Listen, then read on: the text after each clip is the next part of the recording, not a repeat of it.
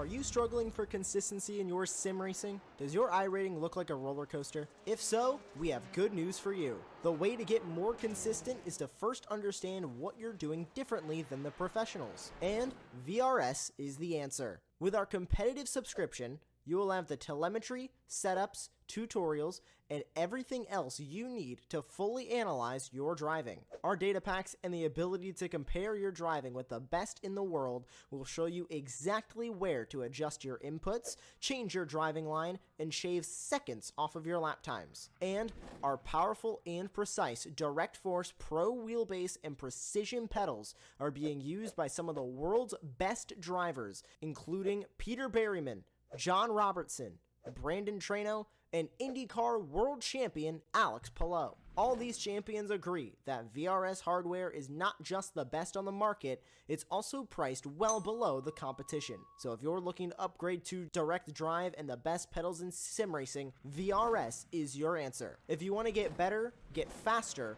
and make it happen sooner rather than later, you owe it to yourself to find out why so many people are switching to VRS. You'll be so glad that you did. Visit www.virtualracingschool.com and learn why the best use VRS.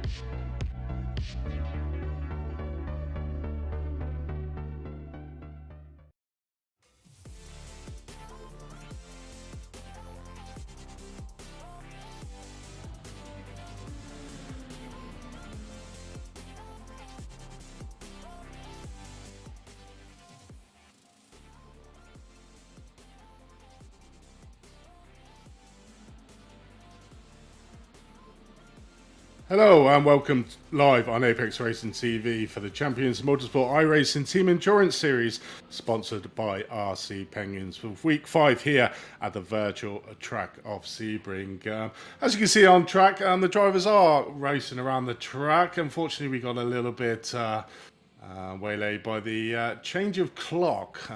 Obviously gets all of us, but my name is Andy Thompson. I'm joined in the commentary box by Dylan Christie alongside me, and in the booth we have the wonderful Lewis Aurora, who'll be giving our wonderful pictures here tonight. So we have foregone qualifying, and we are straight into the way. We've missed a couple of the first laps out on track, currently on lap 14 for the GT3s and lap 15 for the LMP2s. But we welcome into the booth Dylan for his first broadcast. Welcome in, Dylan. Yeah, I'm excited to get things going, excited to see what great passes of racing we have around the beautiful 17-corner circuit that is Sebring International Raceway. We have in GT3, we have Satellite Racing GT, who dominated rounds 1 and 4 pretty well, running in the lead now, and then in LMP2, Tempest Sim Sport CMS doing great as we are now 30 minutes into this 3-hour long race. Yeah, definitely. So we've got the obligatory first couple of laps out of the way, and we are now in the meat of the action. So we will quickly run down the current classification of the classes. So in LMP2, we've got Tempest Sim Sport CMS. You might not recognize that name, but that is Hashtag Racing. Now, Hashtag Racing have won the last 3 rounds in the LMP2 class, so on a real high at the moment, real charge, and currently in second place in the championship, even though they actually did miss the first or the opening round at Daytona. So a really good job for the Tempest Sim Sport CMS team. In second place, we got the Satellite Racing LMP2 car, who are the current championships leader. Had the first win in Daytona, and then had 2 second places with a 4th place to boot. So still leading out the championship at the moment in the LMP2 class, but do have the Temper SimSport CMS breathing down the neck. And as we can see, again, they are carrying on where they left off. In third place, we got the Obsidian Racing Future team there in fourth. We have We2 Fast Racing there in fourth. In fifth place, we got RD SimSports. In sixth place, we got Sim HQ Motorsport Orange. In seventh place, we got Pneumatic Motorsports Blue. And in eighth place, we got Blue Shell Racing LMP2. In P9, we got TSE Deconi Racing. In P10, we have Tuxedo Racing. Great name for a team. And a great livery to go with it as well. In P11, we got the Imperial Motorsport Shake. In P12, we got Jakester Racing. In P13, we got GITM Racing Purple Team. In 14th, we have Pneumatic Motorsport Orange. And in 15th, we have Craft Dinner Racing. And that rounds out your LMP2. And I'll let you go through the GT3 class, though. All right, so in GT3, we have in the lead right now, we have Satellite Racing GT, who's done incredibly well this season. Won rounds 1 through 4, winning our most recent round at Le Mans. In second place, we have Tempest SimSport CMS, who has shown incredible pace so far in the first 30 minutes of this race. In third place, 2Pi Racing Team Midpack is sitting second right now in points. Finished second in the first 2 rounds and won round 3. Sim Racing PR Blue sitting in fourth right now, showing good pace as well, fourth in the championship. We have VR Racing Esport Academy, the number 43, driving that beautiful BMW, and then TPRS Soneros running P6 right now. P7 we have Sim Sport Republic running P8 in the championship. We have Sim HQ Motorsports White in the 8th position right now. They are sitting 5th in the championship. Doodle Motorsports in 9th. SR Technic CMS running 10th. Can-Am Racing number 11. Can-Am Racing 2 number 12. T Blake Fade running P13. Penguin RC Complex Sim Sports P14. Low Star Endurance P15. Triple R Racing P16, and then Ryle Deuce Racecraft. That was a quick run through of the current grids. I mean, the start of the race was pretty uneventful overall. The top 5 of the LMP are as they started the race, and the top 4 of the GT3 classes are currently where they started. The biggest mover is the Blue Shell Racing LMP2, up 3 places from where they started in the grid in P8.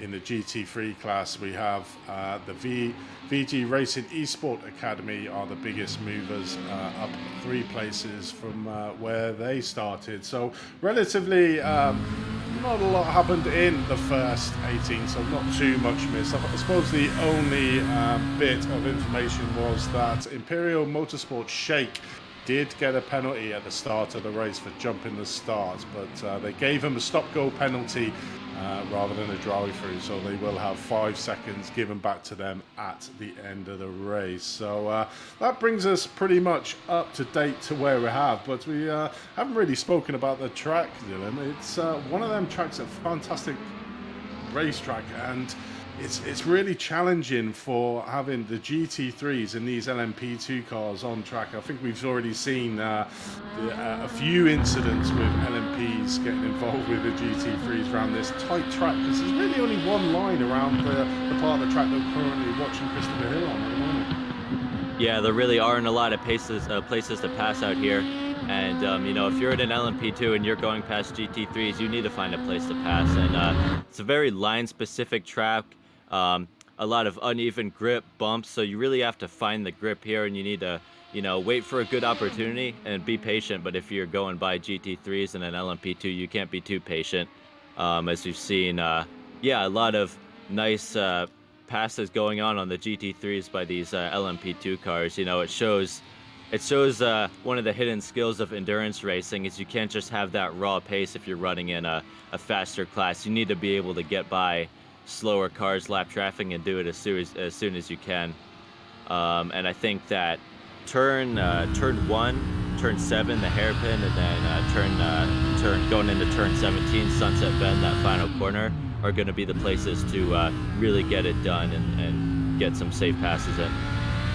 Yeah, definitely a really tight technical track, and you really got to pick your overtaking markers, because if you come offline, as we're currently watching Tempest SimSport CMS in the GT3 class just behind our race leader, the Satellite Racing GT, that wonderful McLaren with its fire spitting out. It's pretty it's unlucky we're not here at night just to see the full effect of them flames licking out the back of that McLaren, but we are where we are. And yeah, so the Tempest SimSport really keeping on his track. Oh, as we see there, the LMP2 is just darting in between the two front runners of the GT3. So not only the GT3 cars got to watch themselves for where their current position is and where their competitors are, they've got to have eyes in the back of the head for these LMP2 cars just flying around them in unorthodox corners, I suppose. Yeah, of course. Going back to Tempest SimSport, running right behind Satellite Racing GT, the Flavio Centurino, running very close to Satellite Racing GT driver Alex Gell right now, and gives credit to these drivers who, this far into the race are still nose to tail. Centurino all over the back of Alex Gell right now, ready to make a move if he were to make a mistake or whatnot. Shows how important consistency is for these races, being able to stay nose to tail and stay on your competitor just for laps and laps and laps until you get an opportunity to make a pass. Yeah, certainly do. Currently watching Daniel Brennan in the Sim HQ Motorsport White just behind the Sim Republic team there. So nice little pocket battles happening and forming out on track, but very technical track. And this is one of probably the most hair-raising corners. We see the BMW there of 243 just going out extremely wide there. There's so many different lines through Sunset that these drivers can take, and it's quite good seeing the different lines that the drivers take. Some come in slightly slow to get the faster exit, and some just dart into Sunset and come around, but it's a real treacherous corner. Certainly it'll become more evident in this one when we get into the second stint if the drivers, which I'm expecting them fully to not be changing tyres, coming around that Sunset Bend and the first bend, like you mentioned. That's going to be really tough as we watch the SR Technic CMS team trying to make a dive there up on the inside of the Doodle Motorsports in the BMW in front. Not quite managed to get it done. That's really only one line, a fast line through that corner there, but at the moment SR Technic's really putting a lot of pressure on the Doodle Motorsports team. Yeah, you could see very late on the brakes there from Sergio Vieira, trying to do everything he can to get by Daniel Brennan, to get by Adrian Fernandez. All over him, you can see he's trying to use a bit of grass at the apex all over the curbs. And while this track's very line specific, it's hard to pass. There's a little bit of aero wash in these GT3 cars, so it's hard to really do something to stand out and get by even a car that's a little slower than you are. So, I think it's all he can do right now to really stay all over Fernandez and see if maybe he makes a mistake and presents an opportunity. But yeah, as you were saying before, I think that tire strategy and just overall pit stop strategy is going to be crazy in this race for getting positions, because it's so hard to pass out there on track. So maybe doing an unorthodox and a bit of a different tire strategy, or maybe not fuel, but a sort of different tire strategy. Maybe they only take 2 tires. Oh wow, so late lunge there into Sunset Bend, that could have been something, but showing a bit of restraint there from Vieira, gave it a thought, maybe putting the pressure on. You can see he's showing his mirrors now, letting Fernandez know that he's there and he's ready to pounce. Yeah, he's all over him. But back to what I was saying, I think that tire strategy could be huge as far as making passes. You can, you see a lot in these races that, the pits is often a great way to make off positions without having to, late lunge in there. He's definitely going for it. Vieira looking to make up some spots, and you can see he's all over. He's not giving an inch, and he's ready to make that pass. Yeah, Sergio getting very frustrated at the behind the Doodle Motorsport team at the moment. Oh, real late hit. Break. Hits into the hairpin there, and Sergio getting more and more frustrated. You know, the thing is, it's not a sprint race. They've still got an hour and 2 hours and 20 minutes to go in this race. Rather aggressive here at the start of the race, but I suppose if you're the faster driver, Sergio seems to be at the moment in that Lamborghini, he just wants to get back, but he just needs to be aware of the LMP just behind him that's making a move on him, just coming down here into Tower. One of them places that can really cause accidents with them LMP2 drivers. Brings me bad memories that 12 hours into a Sebring race, a lap ahead of the field in the GT3, coming down to that Tower corner and getting taken out by an LMP, which pretty much ruined our race. So that corner is a treacherous one for GT3s with the LMPs trying to pass, but Sergio doing all he can at the moment just to put loads of pressure on the Doodle Motorsport team in front of him in P9, but he's doing quite well, is Adrian there, Fernandez in the Doodle Motorsports, just trying to hook. I think he might side by side. There we go. Oh no, it's two LMP2 cars behind him as well, so that's going to come in. Doodle Motorsports going really wide into Sunset. We'll get that faster speed going into there, but not getting. But the LMP's literally boxed in there. Coming out of thingy, but this battle is and going nose to tail, and Sergio's trying everything he can at the moment to try and get past that BMW. Yeah, we went 3, almost 4 wide there with those LMP2s. It's crazy to think about these drivers racing like it's the last lap. We're only 45 minutes into a 3-hour race. As he throws it in again. Ooh, see, that's what we were worried about there.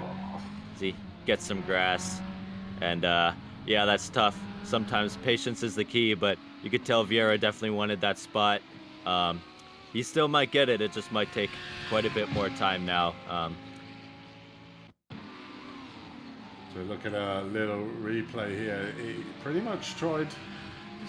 Yeah, this is the third time I'm trying, and unfortunately coming to contact there and losing it. It's probably not the best corner to try and make a passing move there, because the car in front of you will be taking that inside line on the apex, and there Sergio taking a real lunge trying to get into it, be super frustrated in the car, and it'll be down to the rest of the team to almost calm him down now, but he's still in there. He lost 2 places on that slight little spin there, but certainly does seem to have the pace around the edge of Sergio, so just needs to compose himself, get back on the speed, and hopefully he hasn't done too much damage to the car. But you might have seen a couple of minutes ago, obviously, a penalty coming up across the team. So we do have live stewards here today that will be handing out penalties to overzealous drivers, so I'm pretty sure that they will be looking at that, and I believe they're starting to use acronyms now, but I think it was, if memory serves me right, I'm trying to think who the team was now that penalty was for.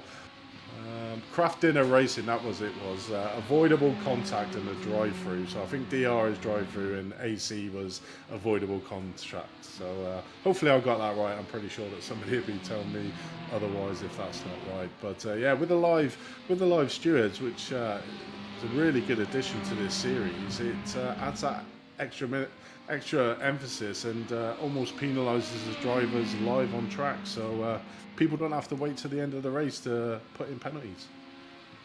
Yeah, there's a lot of hidden work going on behind the scenes as stewards have to figure out and decide what's fair and what's not fair, of course. And it's tough because passes are really tempting, but if you're going for a spot and there's only room for one car and there's a car already there, I feel like that's a general racing rule, is that if you're not sure who should be in that spot, generally I'd say it's the responsibility of the overtaking car.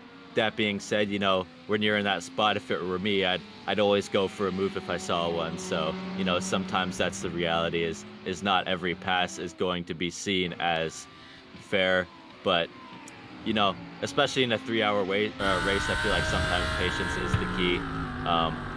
That being said, we've seen a lot of great moves and seen drivers benefit from them, from being aggressive and pressuring drivers ahead to make a mistake and then be able to get that move and move forward. it's definitely, I think, important for this race.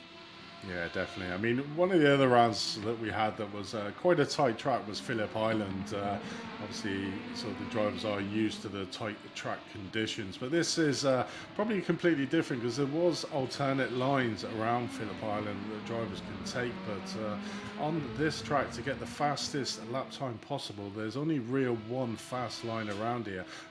So if the drivers are trying to fight out between themselves and get themselves offline, that's where they're going to lose a lot of time and enable the drivers that are behind them to catch them up. And also for the LMP2s, it's, as I said many a time before on this series, is traffic management. You know, if you get behind a GT3 car coming into Sunset, you know, you're going to lose a lot of time, whereas if you back off slightly coming down the Ullman Straight that we see now, then you may pass them and be able to pass them on the start finish. So it's, for these LMP2 cars, it's all about overtaking strategies and how they're going to do it. So that's where the team behind the driver will come into effect and say, you know, back off a bit. Oh, check this out. That's a pass for the lead. It is. Obsidian Racing Future going for the pass on Tempest SimSport CMS now. As I was talking about patience, you know, you could see Obsidian Racing, that's the, who's that? That's Antonio Rodriguez, was all over Rui Corderos. And yeah, beautiful pass into turn one. You know, as I'm talking about patience, you can see kind of just the opposite happening here, but it's working out for these guys, you know, as we see an onboard of, or a camera of Antonio Rodriguez. These two, you know, back and forth, you know, even with the aero wash in these cars, these two are all over each other. You know, he's Tempest SimSport. He makes another pass attempt here. Ooh, they make a little contact. Ooh, oh, that's tough. That's Antonio Rodriguez going around there. He can't be happy about that. He had just gotten the lead, and crap, that's not going well for him.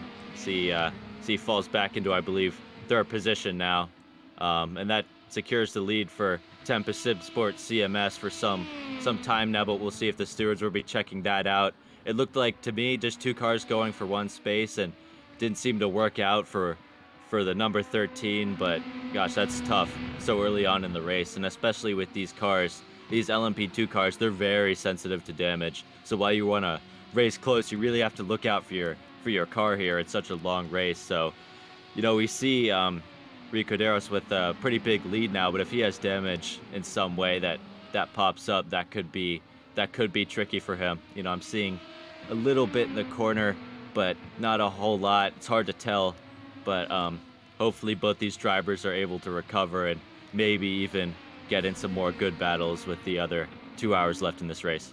Yeah, definitely. I mean, you saw there on the live onboard from Antonio, he was looking left and right with his VR headset. So was well aware that the Tempest SimSport CMS team was around him, but unfortunately slight contact. I don't know if we can get a quick replay of that, Lewis, just so we can have a look at it again. Yeah. We'll see. I think there's a bit of a technical issue behind, but I'm sure when Lewis can get that sorted, we'll have a look at that incident and see if there was anyone to blame. But it certainly didn't look like it coming down there, like you said, coming down to this corner. We're just watching now on screen. But luckily for the Obsidian Racing Future team, he had a pretty relatively easy spin off the track, so didn't cause any collisions with the wall, so wouldn't have caused too much damage to his car, but certainly had the pace out on track. And now he has the Satellite Racing team back in his sights to try and get himself back up there to the first place. A bit of a gap, 6.6 seconds back to the Satellite Racing LMP2 and 7.2 back to the Obsidian Racing Future team, so not all lost. And like you said, Dylan, there's a long way to go currently in this race to go. So as we see there, time stamp incident between cars 13 and 92. So that is the Tempest SimSport team and the Obsidian Racing Future team. So the stewards will be looking at that one.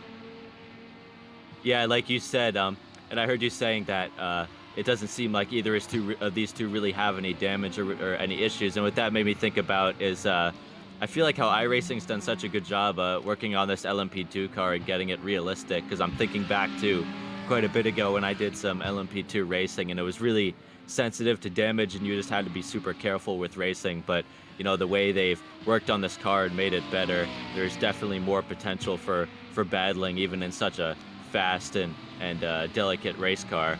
And yeah, we'll see what they do with this incident. It happened in the hairpin, which is a really tough place to pass. For me, those always look like racing incidents, because there's just you want to go for a pass and present yourself, but there's never any room. You know, it's always by a hair, you know, by an inch. And if you're just that inch not far enough ahead, you know, it could be the other driver sees you and there's a communication issue between the two cars, and it could lead to a car going off track, as we ride on board with Antonio Rodriguez looking to make his way up. And, you know, he's right back to battling. He's right over that, all over that number 2 satellite racing car of Paul Darling. And he's looking to get back up to P2. And maybe even if he's thinking long-term, working his way back up to that number 1 spot of Ricuderos. You know, maybe he's seeking a little vengeance, looking to get that spot back. You know, hopefully still keeping it clean, but oh, yeah, he's going for it. That was close. You know, you have to watch the nose of these cars, but you know, he's looking to move forward. He's hungry for those spots, as he secured that one almost pretty easily, despite the pace of that number, despite the pace of Paul Darling. So now that Antonio Rodriguez, who's had a lot of pace, yeah, I was about to say that maybe having clear track, but he's got no clear track in front of him at all. He's got to start working on those GT3 cars now, which, you know, that shows how important racecraft is for these cars. You know, you never really get clean track around here. It's always just got to be, when can I make a pass? When can I make a clean pass and get by as many of these lap cars as he can? You know, showing his blinkers, probably getting a little frustrated. He's thinking about that lead spot, and but he's made good work of those lap cars there, and can maybe get to work on Ricuderos right now in that dominant Tempest SimSport CMS car. Yeah, definitely. I mean, obviously, you hit that traffic at probably the worst part of the track, coming around turn number 2, around the corners of the 2nd, 3rd, and 4th corners, which are really tight. But did an exceptional job there. But one thing that is evident from Antonio is that he does have the race pace. You know, he literally breezed past our current championship leaders, Satellite Racing LMP2 with Paul Darling behind the wheel, who's no slouch himself, but literally made short work of him there, coming down the Oldman Straight and managing to get the pass done before coming into sunset. So not really getting offline at all, but certainly has the pace out on the track, does Antonio Rodriguez. But currently watching on screen the RD SimSport Archie, currently there in 4th place, just giving a little bit of a flash to a back marker there, car number 24, who's that? That is Pneumatic Motorsports Orange team there in pretty much a lap down. I mean, we've done 28 laps on the 29th lap. All the LMPs currently have pitted it around lap 20 out in here, but the GT3 cars will be coming in around about 10 minutes, I would imagine, to start. They normally take an hour into the race before these GT3s come in for a pit lane there. But we see another penalty for car number 92, Tempest SimSport, for avoidable contact. So that was that contact we saw with Obsidian Racing Future. So they will have a drive-through penalty to serve, which will put them right down the order, which will give Obsidian Racing Future the lead back. So the stewards taking a dim view there really on the Tempest SimSport CMS team and giving them a penalty. So mixes all the race up again. Yeah, that's really difficult. I mean, the stewards make the call that they do. I'm just thinking that if that were me in the number 2, I would be furious, because I just got that massive lead, whether you call it fair or not. 7-second lead now, and that's gonna go all the way as he serves a drive-through penalty, and that's tough. I mean, stewards definitely cracking on racing that isn't seen as fair, but I'm sure Antonio Rodriguez, who was probably very upset before, probably quite happy now. Yeah, a bit of vindication, I think. But I mean, that's the thing that we don't look at, is Dylan, is that these stewards will be going over with a fine-tooth comb, looking at the inputs that the drivers are doing, looking at onboard screens, and making a decision. And throughout this season, they've got it absolutely spot on with the decisions that they've come up with, being really fair in the rounds as well. So you know if you've got a drive-through penalty with these stewards that the penalty is just award, but that won't help Tempest SimSport. It's currently, obviously, like you said, 6.1 seconds, but it's going to be around about a 30-second drive through there. So he put him down probably around about 4th place. He may come out just in front of 4th place for the Tempest SimSport team, but yeah, that's taking the Lord just for a slight little mistake there, coming down into turn number, I think it was turn number 10 into Cunningham. It was the incident which took place, but the join on board with Christopher Hill in We Too Fast Racing, you just see the speed difference between these LMP2 cars and the GT3 cars, and how much these LMP2 cars have to come off the throttle around the corners to make the opportunity around the GT3 cars. So great views there. Yeah, a lot of great views there. It'd be nice if you could kind of see a bit of this battle between Satellite Racing GT and Tempest SimSport CMS. That's for the lead, as we can see, they're about 3/10 apart right now. And I'm very curious as to how that battle's going between those two, especially since Satellite Racing GT has been dominant. They were dominant at Le Mans, and then round 1 they're leading the points, and yeah, and then we have in 2nd place, we have Flavio Santorino, bit of the underdog here going against the championship leader. But, they're working, they're putting the pressure on. They're close as they go through the final corner, and into the pits now goes a Satellite Racing GT into the pits. And Tempest SimSport in the lead right now. And that's kind of goes back to what I was saying before about using pit stops to make passes. That might be the way to go, since it's so hard to pass here. That may present opportunities for lead changers that wouldn't have happened if they had all stayed on track. And we'll see after the pit cycle out how that works for Tempest SimSport and who ends up inheriting that lead. Yeah, so the Tempest SimSport, obviously previous hashtag Racing, so the team hashtag Racing changed their name to the Tempest SimSport CMS team. So have won a race before, so that they won round number 2 and did the Tempest SimSport GT3 team. So no slouches themselves, but Alex Gall in the command of that McLaren for Satellite Racing GT. I mean, he just drives that car so beautifully and just seems to effortlessly put in the lap time, unlike me being able to say that word. But he drives it really well. Not really a car of choices, the McLaren, but a super quick car. I mean, from this series, I just thought, you know what, I'm gonna try out the McLaren. I loved it that much that I'm now driving it in one of the ARL leagues. But really good car, and I think they've done wonders with it of iRacing to bring it back up to par. I mean, obviously the Lamborghini got a BOP due to being well streaks ahead in the last season, so brought that down to probably normality, the Lambo car that we're currently watching out on screen. But the McLaren car, not really a car of choice, but in the hands of Alex Gall, certainly does seem to be paying off dividends as we see what happens now as we expect the Tupac Racing team coming into the pit. So this is where we'll start to see the GT3 cars coming into the pit. So the current front 4 runners, we got the Tempest SimSport CMS, Sim Racing PR, and Can-Am Racing 2 still yet to pit in the GT3 class, so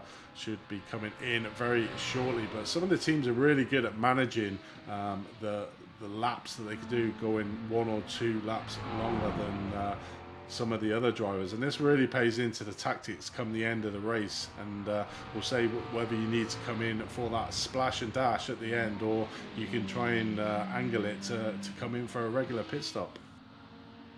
Yeah, thinking back to when I did GT3 endurance racing, it was a lot about fuel and managing fuel, because the tires, they get to a certain point in their life where they wear, they get slower, and then they kind of stop getting slower. I mean, they get a little slower, but stay around a similar pace, and you're really able to make use of of that tire life and staying out on track. So, you know, Tempest SimSport CMS have the lead right now by about 16 seconds it is, but they were the ones sitting in second. But if they can make use of that tire life and, you know, running out those old tires without continuing to lose a significant amount of pace, that may be what it needs, what they need to take that lead over.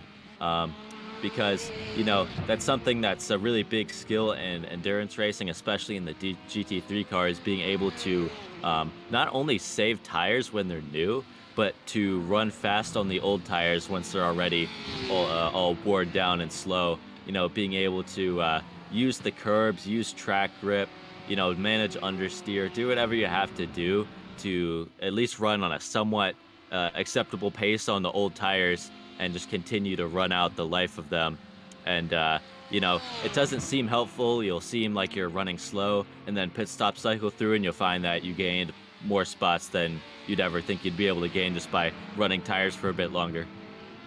Yeah, it definitely is. But certainly after 2 hours worth of running on these tires, they will be pretty much shot. This track really brutal on the tire, whereas you can sort of see it's left, right corners, fast sweeping right hand corners, you know, so the tires are taking an absolute battering. So it'll be interesting to see their lap times coming towards the end of the 2 hours compared to where they were at the start in the fastest laps, because I'd imagine it'd be a couple of seconds or even a second slower than what they're used to when the tires are brand new. But it's like you were saying, Dylan, you know, it's all about that managing of the tires. Yeah, you can put the really fast laps in on your first stint, but then your tires are shot for the second stint of the tires and you really start to struggle. Whereas if you take it a little bit easy on that first stint, and then you can really push on and keep the consistent lap times coming in. And I think that's one of the big things about endurance racing, is the consistency that you need to be keeping in. You don't always have to have the fastest lap, but if you're consistently putting in the faster end of the time scale of the order for lap times, then you're going to come out on top when it comes to the end of the 2 hour stint.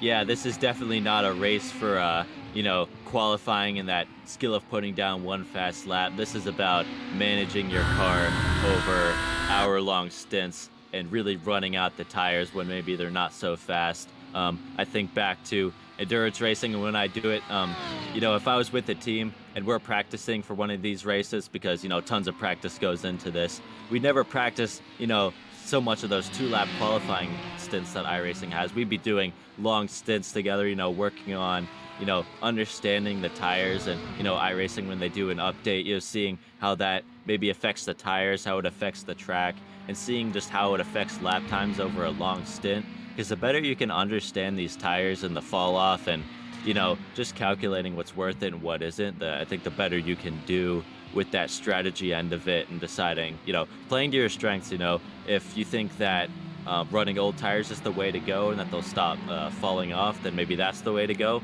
Or maybe you're someone who is really good at new tires, but maybe not so good once they fall off. You know, maybe you do a longer stop, get your tires more often, but, you know, or running quicker lap times out on track. There's tons of strategy that goes into it, and the better you understand that and understand the car and just iRacing in general, you know, the more advantage you'll have once it's time to have the pit stops be cycling in. Yeah, it definitely is. And it's not just a case of sitting in a car driving around for 2 hours. There's a lot of people behind the team, the rest of the other drivers, just looking at all the places of the teams around them, seeing what they're doing, you know, adjusting the strategy on the fly, and then basically just trying to tell a driver exactly what he needs to do. So, you know, not only are you just driving in his teams, but you're almost pit crew manager and everything all rolled into one to try and do it. But I something there, because I'm just looking at the LMP2 class, and I'm seeing the Obsidian Racing Future. Did they get the drive-through? I thought it was the Satellite Racing LMP2 car that got the drive-through. So unless I'm mistaken there, and I can see that the Obsidian Racing Future team have come into the pits twice. So Is Tempest SimSport? Yes. I thought Tempest, yeah. So Both. Tempest SimSport had the lead. They had the drive-through, but I was kind of curious if they had served it, because it looked like they went into the pits, but they only seemed to lose like 12, 13 seconds. So I'm not sure if they've served it yet.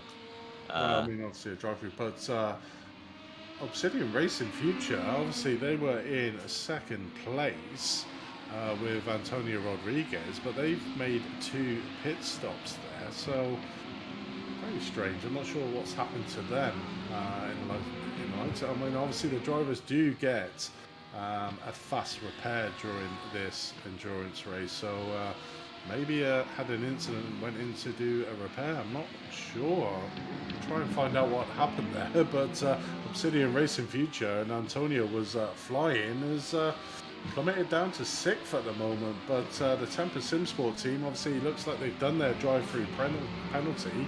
And the Satellite Racing team are only 17.6 seconds ahead of them. So yeah, it's all still to fight for the Tempest Simsport CMS. Trying to make it 4 in a row are them guys, but the Satellite Racing team out in front in the LMP2 class at the moment are the championship leaders and currently leading this one out by 17.8 seconds. So still a long way to go, just under 2 hours of the race to go, but yeah, Paul Darlin is pretty much just like we were saying, is just driving it consistently, getting the lap times in. Obviously a lot of incidents around him has given him the opportunity now to go ahead and win this race, but as we see here, just stuck behind the Audi there at the back of the field, just coming out, so lost a little bit of time there, but pretty much it's going to be across the field with the LMP2s. You're going to be yo-yoing on the times, where depending on where you hit these GT3 cars. Yeah, so we're talking, going back to what happened to Obsidian Racing Future. It was sounded like a pit stop followed by another one right after. And what, the only thing I could think of, and this is speculation, could maybe they have gotten a speeding penalty coming into the pits, maybe came in too quick, because that's one of the only situations I can think of where you'd have to come back into the pits if you're just rushing in and maybe enter a little too quick, can't slow down in time, and maybe got an iRacing black flag. That could be something that could have happened, but yeah, it was definitely tricky for that team. That being said, they've shown great pace. I mean, sixth place is not where they want to be right now, but given their pace and how easily they got up into the lead and then from 3rd to 2nd, I mean, they can make some decent headwind because they've shown great pace. I'd say they're the fastest cars on track right now. And I think this is kind of what they have right now, might be what they're looking for, is a bit of clean air right now. Of course, not in the right position, but, not a whole lot of traffic right now, so they can really make good use of the good pace that they have had as they make easy work of those GT3 cars. And it's a little spread out right now. Yeah, the field's definitely a little spread out as the pit stops are sort of in the process of going in, trying to maybe find a good battle out there, find some cars battling, at least a little close by, but definitely more spread out than earlier on. They might be doing a completely different strategy, because we're on lap 38 now for the LMP2 cars. Obviously, the first pit stop was around 20 to 22 laps, so the front runners will be coming in now. If Antonio Rodriguez has already come in to try and split the strategy up here, he would be in a really good position, because the pit timings are about 1 minute and 3, and as we can see on screen, he's only 49 seconds. Oh no! More trouble for number 13. That's not what he wants at all. And going slow. Oh, he's got some damage there on the tires. That's tough.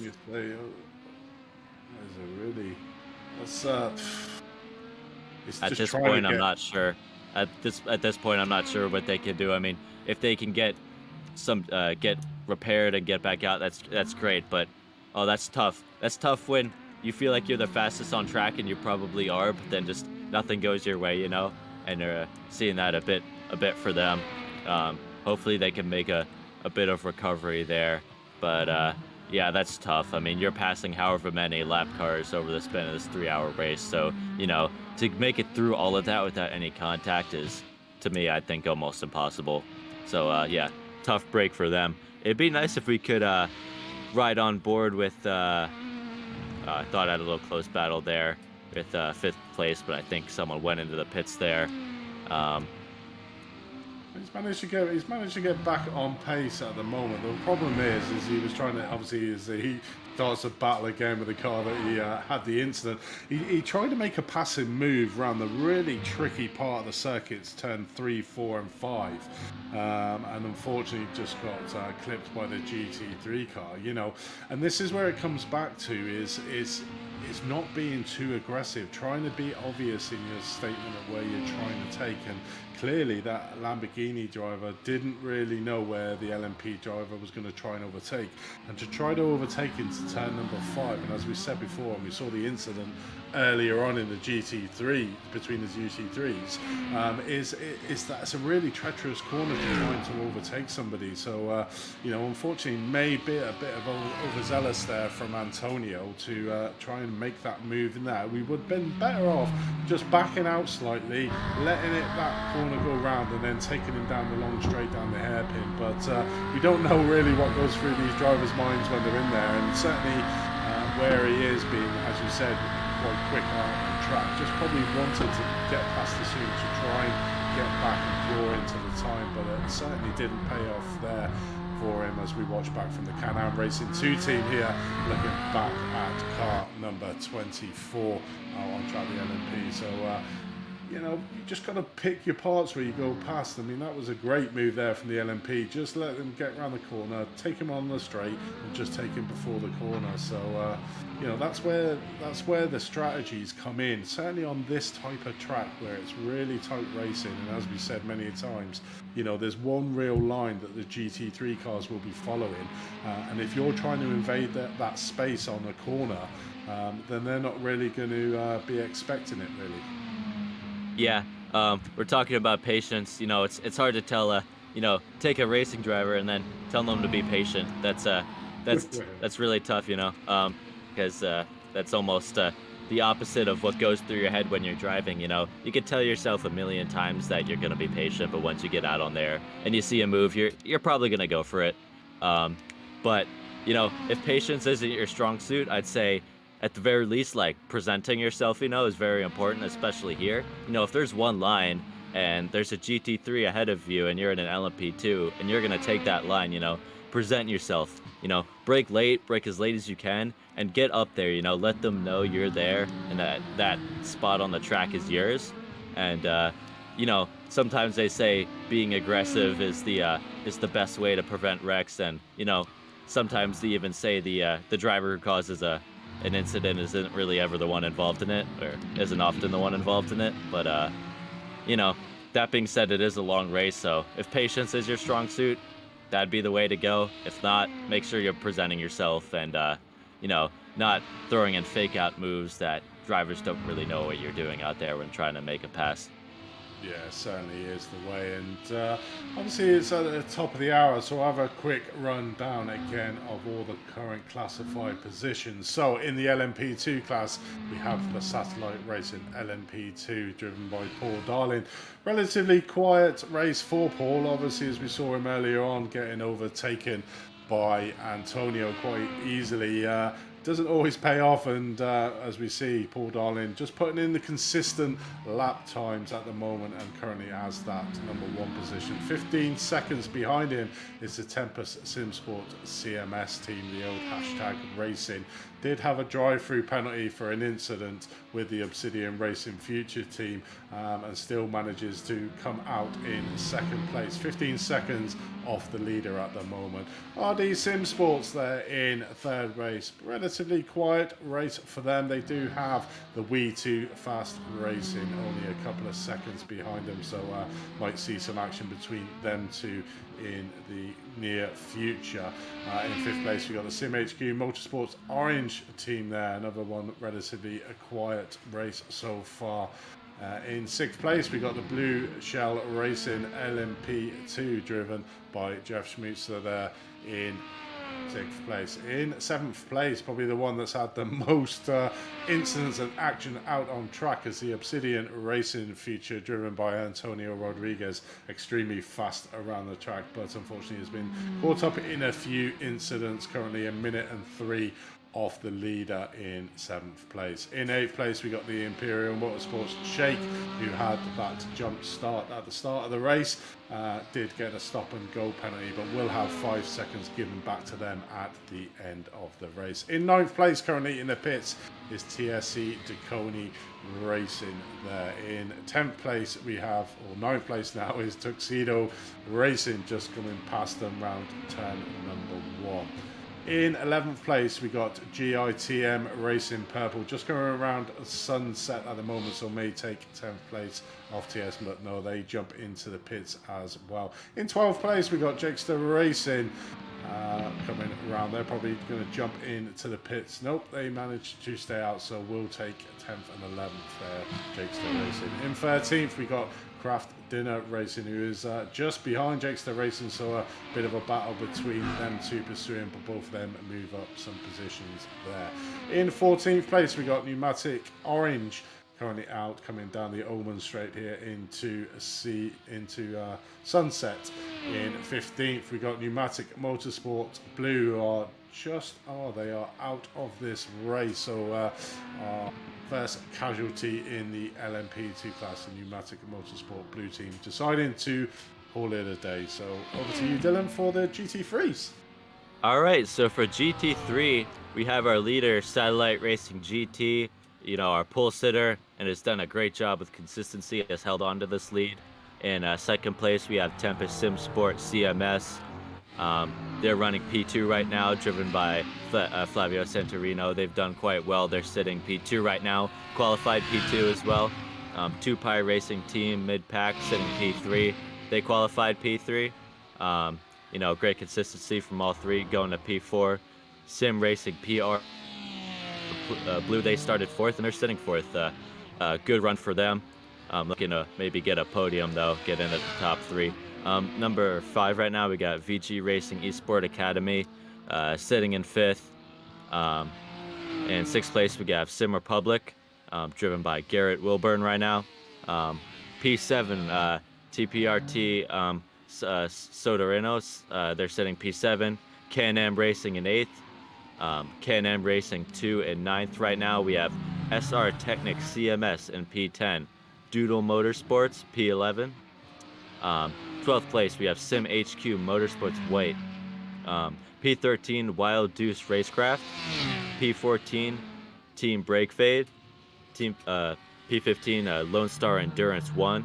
P16, Triple R Racing. And then to round out the field, P17, Penguin RC Complex Simworks.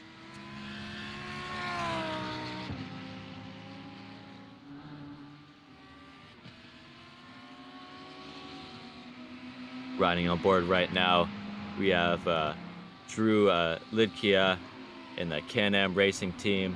He's sitting right now in the P8 position. Can-Am Racing and Can-Am Racing 2 running pretty close together, showing pretty similar pace, and wonder how that will go if those two end up getting a nice good battle in. They're two of the closest cars out on track right now, as we have a lot of cars spread out, so be curious to see if maybe Can-Am Racing 2 can pick up a bit of pace and get in a good battle with Can-Am Racing. That nice Can-Am Racing livery. We'll see if there's any team orders between the teams, but certainly are extremely close out on track. Lewis, I was wondering if you could put up the track map, because you can see in the timing tower, all the GT3 cars are relatively spaced out, as we can see on the map. They're pretty much laid out all over the track at the moment. Some big spaces between all the GT3 class, which makes it a little bit more tricky for the LMP2 cars, which are pretty much spaced out as well. So should be able to make some nice easy passes, but it depends, like we say, where you hit them GT3 cars. You certainly don't want to be hitting them round turns 2, 3, 4 and 5, as we've seen a few incidents involving the LMP2s and GT3s. But currently watching out on track, the two Can-Am teams having a really good battle here at Sebring. Can-Am 2 putting a lot of pressure off what I would assume to be the senior team of Can-Am Racing at the moment. So the guys in Can-Am Racing 2 are doing an exceptional job. Brian Trubisky there in the seat at the moment. So coming up to an hour and 20. So these drivers are well into their second stint at the moment. I'm just having a look at the current times. The lap timings haven't dropped off that significantly to their best lap, so the tyres are still holding their own at the moment, but be interesting to see when they come to the end of this stint how worn these tyres are. Yeah, I wonder if it's by coincidence that Can-Am Racing and Can-Am Racing 2 are so close together. Maybe they're on a similar strategy, or maybe they're both trying different strategies and it just ended out the same way. But I'd say this is probably the best battle we have on track right now. It's tough going at this point into the race. You know, the tires are worn and the aero wash of these cars doesn't help either. But it's all Brian Sabelski can do right now to just put the pressure on that Can-Am Racing car in the 27, and you know, just wait for an opportunity, because there might not be a lot of them, but it's a 3-hour-long race. If he sits there for another however many laps, I'm sure an opportunity will pop up there. Definitely tire management and learning to run on the old tires is going to be the key at this stage in the race. Just not making any major mistakes at this point. You know, it's a little more spread out, or it's very spread out. We see on the track map, they're basically using the entire track at this point. And at that point, I was right on board with the number 61 right now in 11th position. Maybe a bit of a battle going on there. Not entirely sure, but you know, these drivers in the LMP2 cars, and that's tough mentally, I think, for your focus to be able to run these fast-paced, almost Formula car-like LMP2 cars on old tires with air wash, you know, front to rear with other cars, as he's trailing the number 10 car right now. This is the battle for 10th place. You know, being able to do that consistently without making mistakes is definitely a skill of its own. You can see Dave Hasser and the Craft Dinner Racing trying out some different lines, you know, doing everything he can to get a little bit of a pace advantage, because given the aero wash and how tough it is to drive these cars on old tires, you might have to pull out something different to stand out and make passes. We're right on board with the P9 car, that number 11 car of Paul Samer. It's a bit of a battle happening there. Yeah, we're riding side by side in the LMP2 cars. That's yeah. Though who's that, number 61, and then the 721 kind of freight training that 11 car and continuing to battle, you know, pushing it on the brakes, you know, dealing with that aero wash and trying to wait for an opportunity. Nice to see these three cars, you know, even a little further back in the pack, you know, fighting for position, as if that, you know, P10 is the race lead, you know, riding on board with Tuxedo Racing. He seems to be at the front of those three cars and gotten that beautiful clean air that I'm sure anyone at this stage in the race would be looking for. That being said, that P10, that number 721 car is all over him again. And for the speed of these cars, I'd say they race incredibly well. You can see quite a bit of draft happening as Douglas Hitz thinking about a bit of a defense move. That 721 car of David Hasser, it was almost close enough to think about it going into turn 17, but, you know, thought the better of it and just sitting there waiting. You know, any opportunity could come up, especially with how easy it is to make a mistake in these cars. But, you know, I'm happy to see that the aero wash isn't keeping these cars from racing close, because I'm definitely impressed with what iRacing has done with these LMP2 cars, that they can race as well as they do. Yeah, certainly trying to make it as realistic as physically possible. But just to mention, obviously, before you were saying about the Craft Dinner Racing team, obviously trying an alternate line round turn number 1. I think it was the car coming out of the pits, because the pit lane exit on this track, it literally throws you into the outside of turn number 1. And if the drivers are coming around and are not aware of the cars that, one, both exit the pits, and two, obviously exiting the pits, you know, you can cause a collision on that clinch point where the exit of the pit and the apex coming off the end of the first turn in. So, you know, a great move there we saw from Craft Dinner Racing, just taking that inside line to make sure that there was no contact made with the cars coming in there. But these championships and these events wouldn't happen without the help of some sponsors, and we do certainly have some sponsors sponsoring this series. So the main sponsor, Penguin RC Simulation. Create high performance driving accessories at reasonable cost. At Penguin RC Simulation, we produce wheels and button boxes along with specialized equipment such as e-stops for direct drive hardware, and soon to come are the iFlag devices. If you head over to www.penguinrc.com for more information on the wonderful products that they can give. But back to the action here, and certainly heating up at the moment for this P9 in the LMP2s. We have Tuxedo Racing in 9th, Craft Dinner Racing there in 10th, and just dropping off the back is the TSE Deconi Racing team at the moment in P11. So really down to these two, have they been battling for probably the last 3 or 4 laps at the moment, is the Tuxedo Racing and Craft Dinner. So pretty much evenly matched at the moment as they just overtake Alex Gall there as Satellite Racing, the lead GT3 car at the moment in the McLaren. And D seems to have pulled out a little bit of a gap as the leader of the GT3, 4.6 seconds at the moment over the Tempest Sim Sport CMS team. So really on a charge, and we normally come to see this of Alex Gall in the second half of their second stop. He really starts to push on and tries to bridge that gap even more between himself and second place, and doing it again here today, currently 4.8. As we look at James Foster in the team Brake Fade, currently in P13 at the moment, and on board in. Everyone seems to be using a lot of the VR. I don't know if you've had any experience dealing with VR using headsets. I've never used it. I just don't think it flicks my switch really. I like looking at a screen, I think. Yeah, I remember when I tried out VR, it felt really, really realistic, really, really cool for about like 5 minutes, and then it made me a little sick, to be honest. But if that's something that works for you and doesn't make you feel that way, then hey, that could be the way to go. I'm sure it's up to preference. For me, I like my triple monitor setup. It's what I know. It doesn't feel like it's holding me back on the sim, and that's what I use. But I mean, James Foster seems to be pretty comfortable with that VR headset. I don't know how he does it, but hey, if it works for him, I'm sure it's probably the future in a way. Once they perfect, you know, VR, it could be something that everyone ends up using, and I think it's totally cool.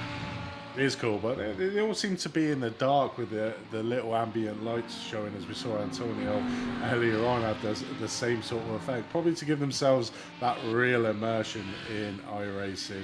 I'd imagine it is super realistic, but like you were saying, Dylan, I just don't know.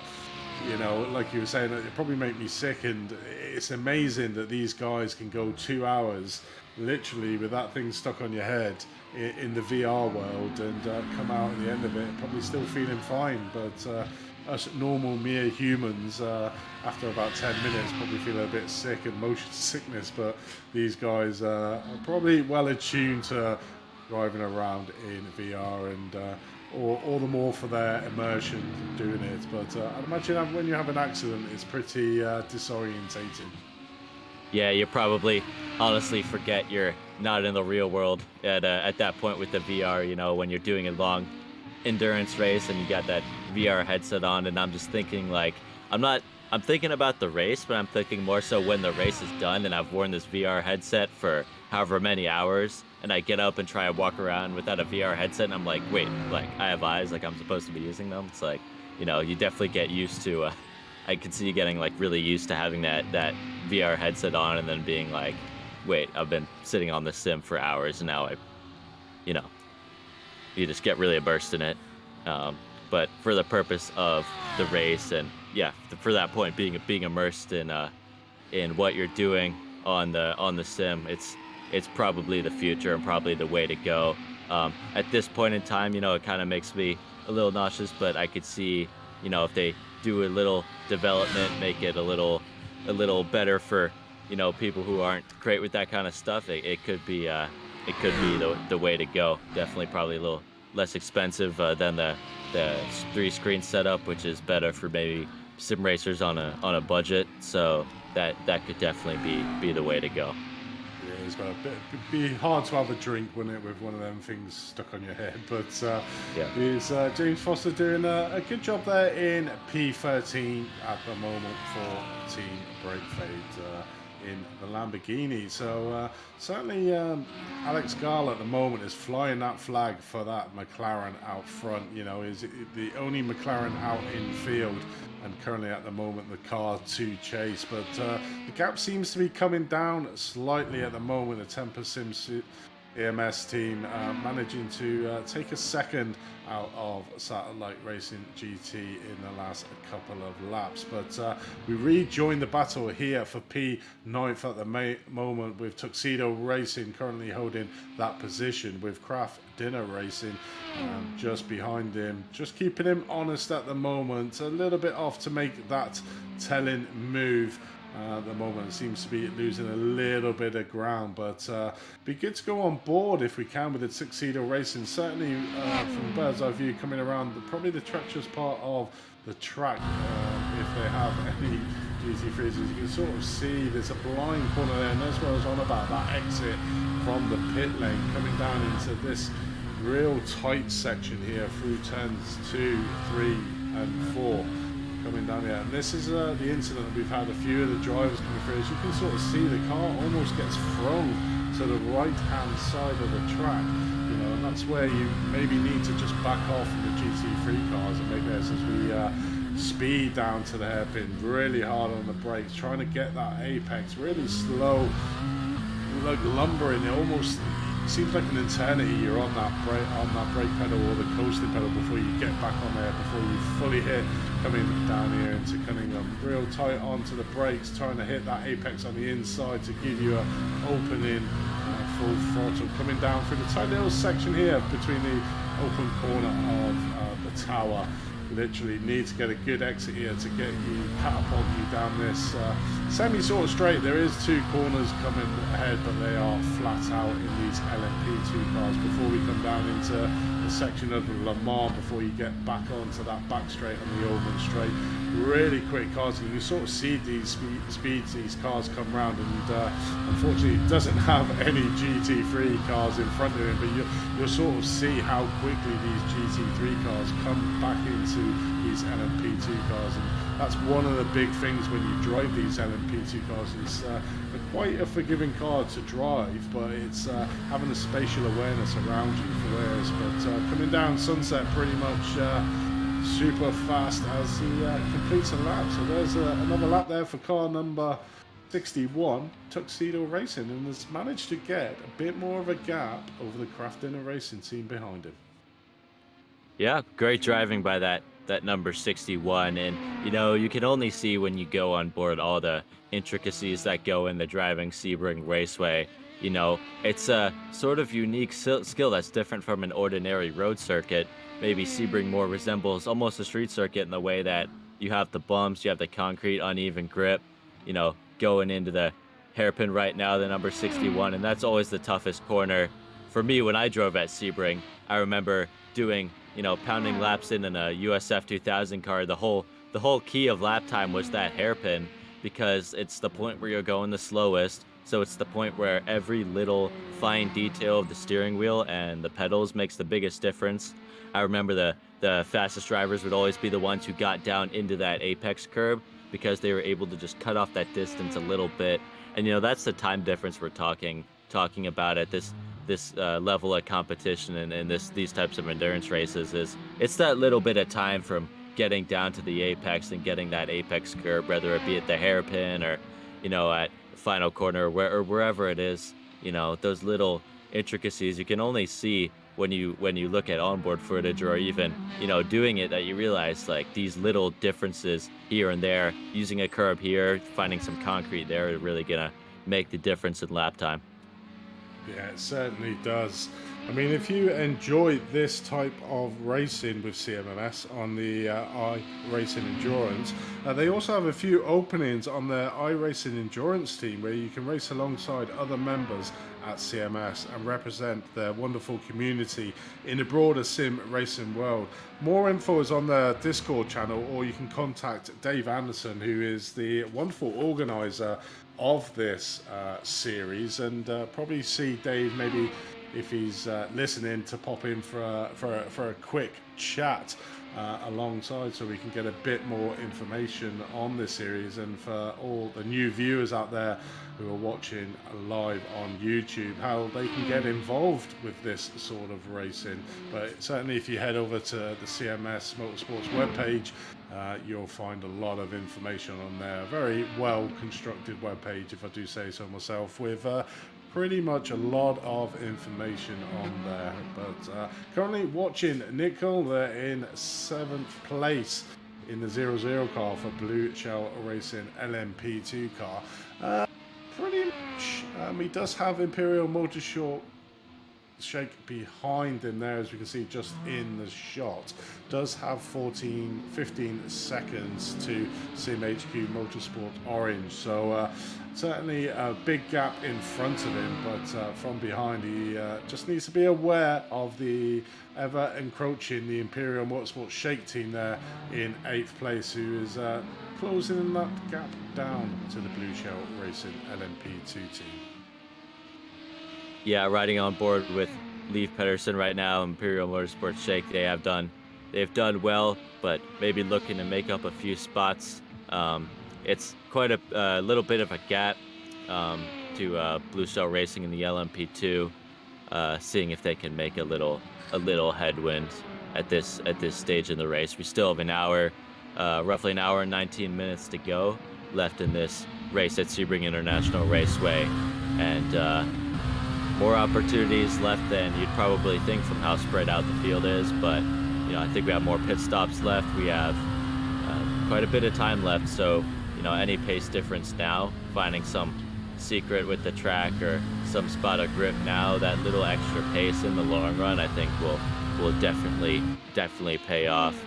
If trying to see if there are any closer battles right now, it seems to just be Leif Pedersen looking to make some work on that 0-0 car in the Blue Shell Racing.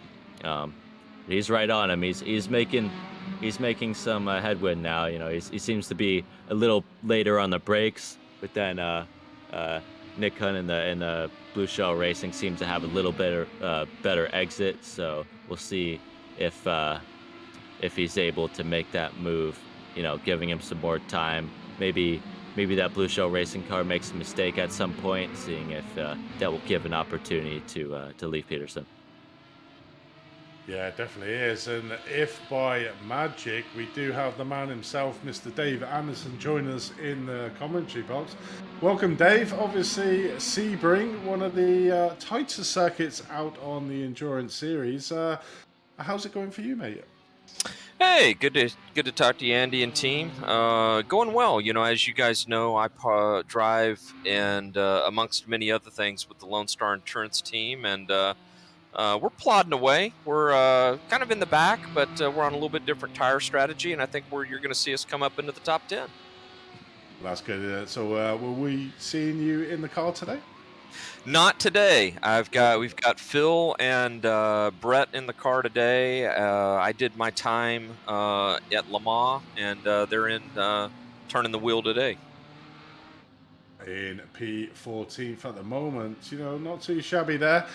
Just above the back of the grid, so just plod along exactly like you were saying. Dave, just obviously the organisers for this series, and to all the newcomers on iRacing that have joined us on this YouTube broadcast, just tell us a little bit more about this series, how people can get involved, and what you've got coming up that other people can get involved with if they want to race in the CMS world. Yeah, so I'll start with this specific series. This is a series that really is kind of our flagship series, Andy. It runs really at a very specific time of the year from January through April. We make sure that all the races are broadcast, and we really have appreciated the partnership with Apex. We use it really kind of as a marketing tool for our brand and for CMS. We've got 4 great sponsors that are part of it that we're really, really happy to have, and they put forward some great prizes, and that we use this kind of as brand awareness. So that's the first thing. And then, from there, we want to get people to CMS, because what a lot of people don't really realize maybe about CMS is that we've got several thousand members racing every night of the week on all the various sim racing platforms. So not just iRacing, but also R Factor 2, Assetto Corsa Competition. We have a really vibrant Dirt Rally 2 community, and a bunch of endurance teams as well, which I heard you comment on a little bit earlier. Yeah, definitely. I mean, it's a great series to be involved in. I suppose the time of the year is when everyone's sort of coming out of hibernation from the winter. The weather's getting a little bit warmer, so it's probably an ideal time of the year to have this flagship. This is your second season, if I'm not mistaken. And is it growing strength from strength each season? Yeah, this is the season 2, and so we started this series this time last year. We have every intention to bring it back for a 3rd season. But I would also encourage anybody that's out there watching or wants to get involved with a great community. Don't wait until next January to be a part of this. We have iRacing on Wednesday nights, North America time zone. And as you mentioned as well, Andy, we have our endurance teams. So we represent CMS in a lot of different leagues, so we've got members that run in the major series, in the VSCA. Of course, we run all the big enduros, so we'll have 2 cars at the 24 Hours of Nürburgring next week.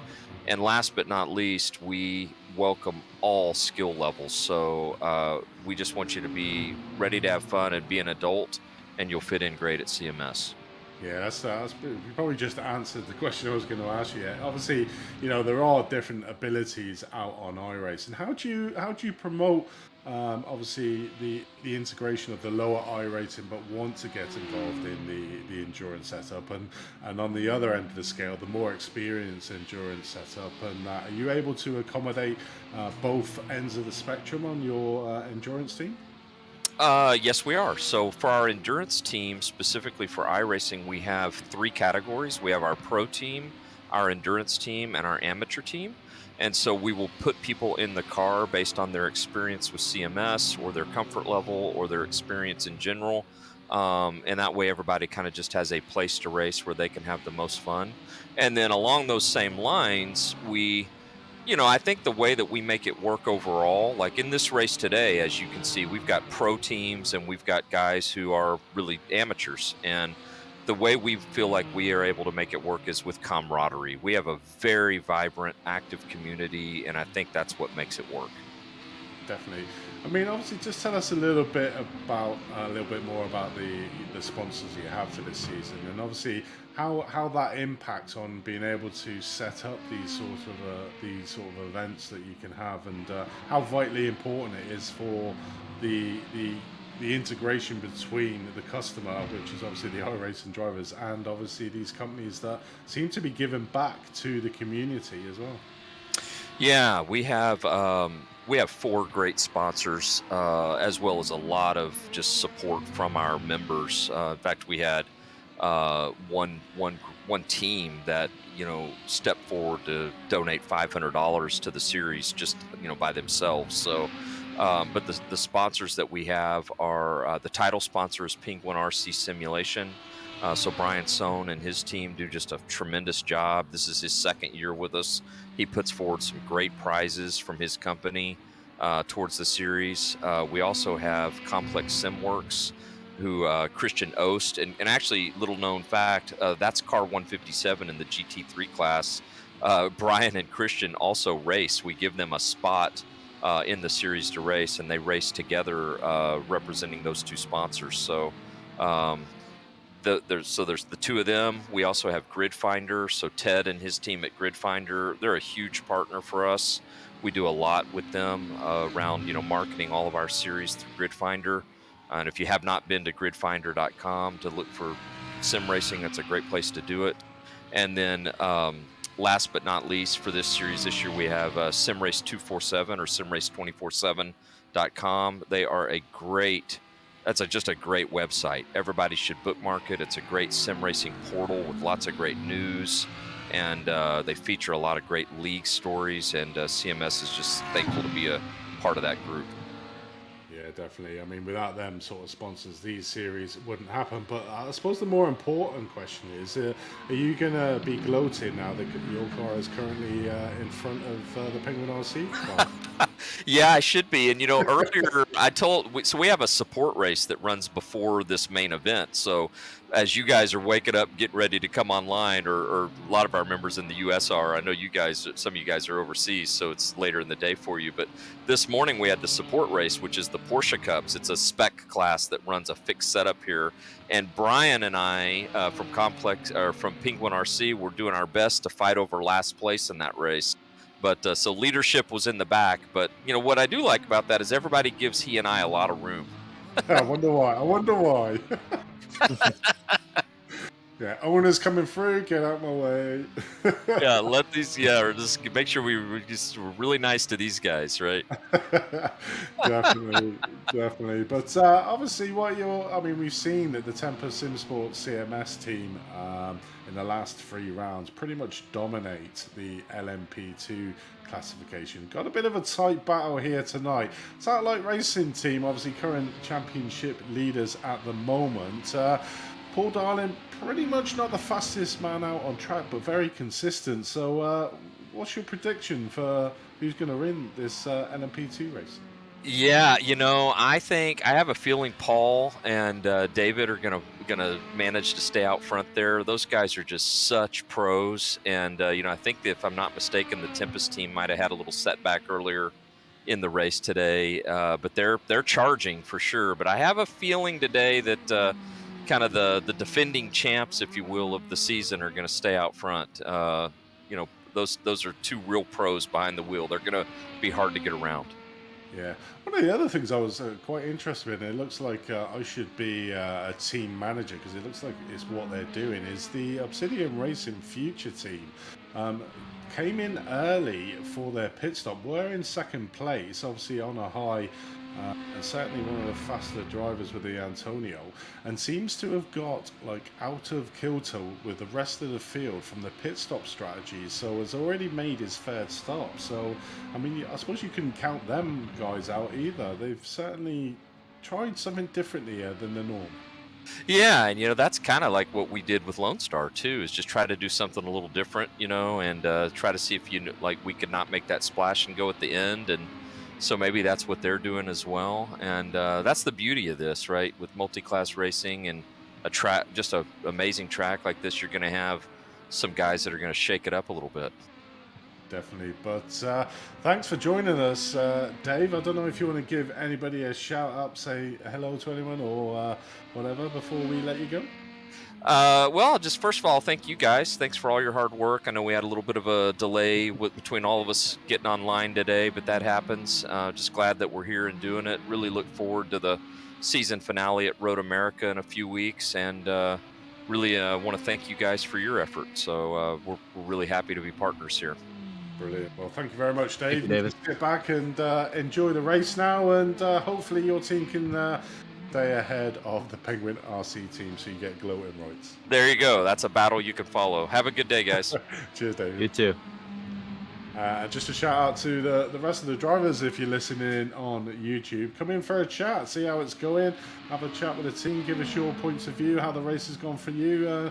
Always willing, so just pop in to the interview waiting area and we will pull you in. But there, Dylan, there's David, a great guy, always willing to come on for a chat, and has done a lot of hard work to get these series up and running, and we shouldn't lose sight of that. The amount of work it takes to actually get these series up and running is a massive amount of work.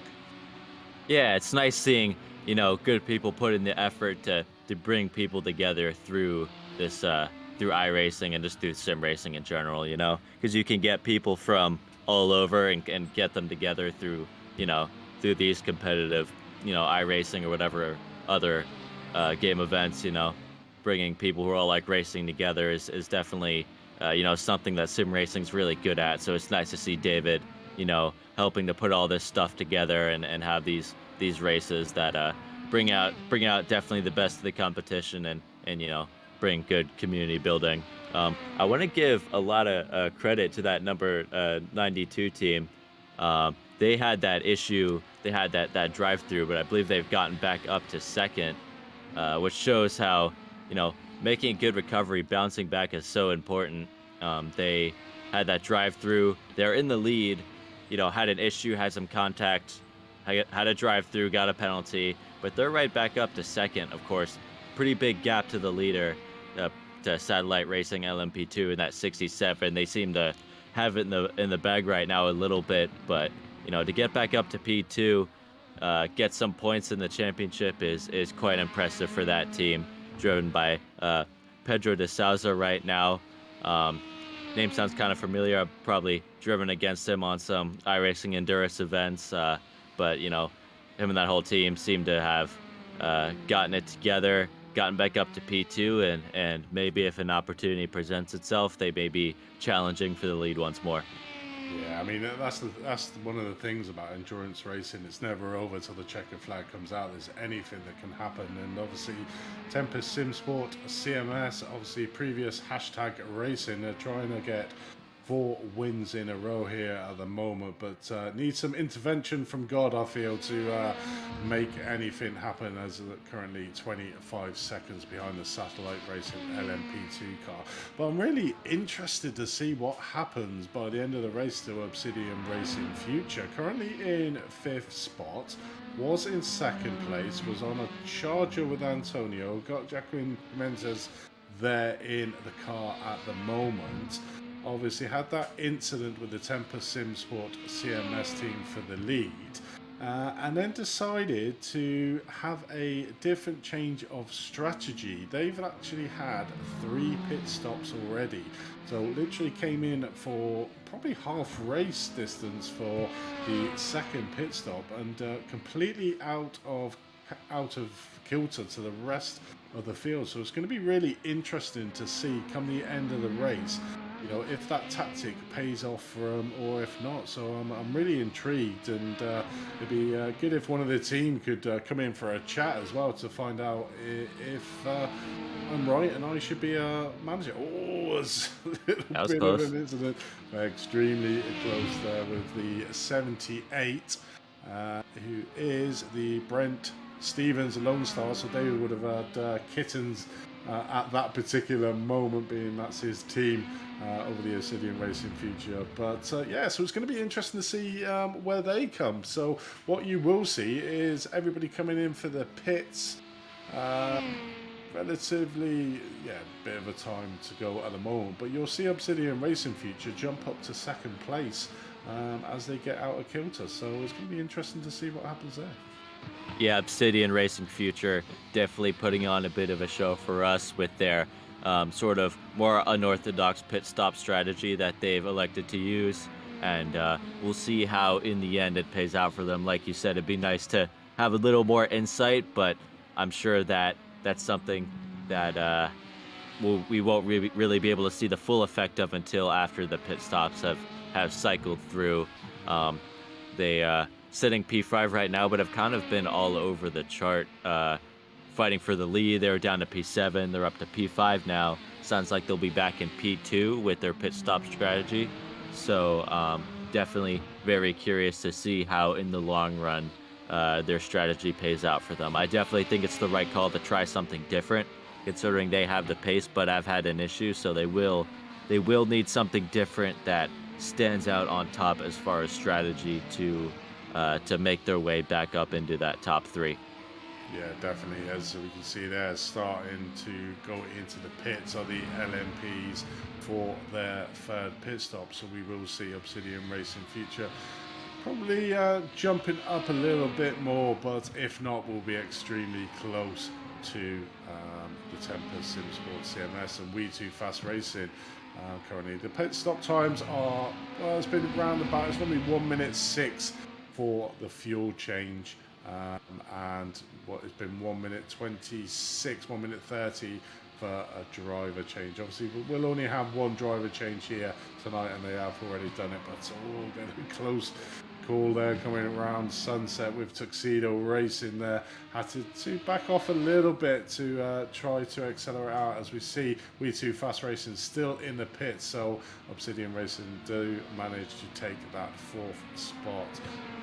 Over Satellite Racing have got out, but they're only 8 seconds up the road currently, and Tempest Sim Sport CMS 6 seconds up the road. So really claw back some time as the Obsidian Racing Future guys out on track. So yeah, it's gonna be an interesting one come the end of the race. Currently have an hour and 5 minutes left of this race, and it's gonna be interesting. Yeah, we're starting to see the drivers who maybe didn't qualify up so well, but are playing the long game, kind of starting to get what they were hoping for.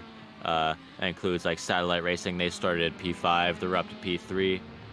Tempest Sim Sport sitting in P2 right now. Of course, we have pit stop cycling through and whatnot, but the long game has definitely played out for certain drivers who maybe didn't qualify well, maybe didn't even have as much pace, but just by putting down consistent laps have put themselves up there. As we ride on board right now with David A. Williams in the number 67 car of Satellite Racing. He currently sits P3, working to get by some GT3 cars, looking to make his way forward. I believe he has not yet pitted, so he's working on. Will be maybe coming into the pit soon. Lots of different strategies happening right now. You have to kind of wait and see how it plans out. But riding on board with him as he makes his way past some GT3s, showing the blinkers, saying get out of my way. You know, I got the pace. I'm moving forward. Good to see him up into that now P2, up in the second, and yeah, looking to move his way forward and get past these GT3 cars. Definitely lap traffic even at this stage in the race is definitely a big deal. We can see here that you know, almost every corner he's had to get by a car, even in those places you might not see it pass, like turn 3 or turn 4. You know, turn 5 going in there, not a spot where there's really room, but if you have that much more pace and it saves you maybe a few tenths, you're going for it.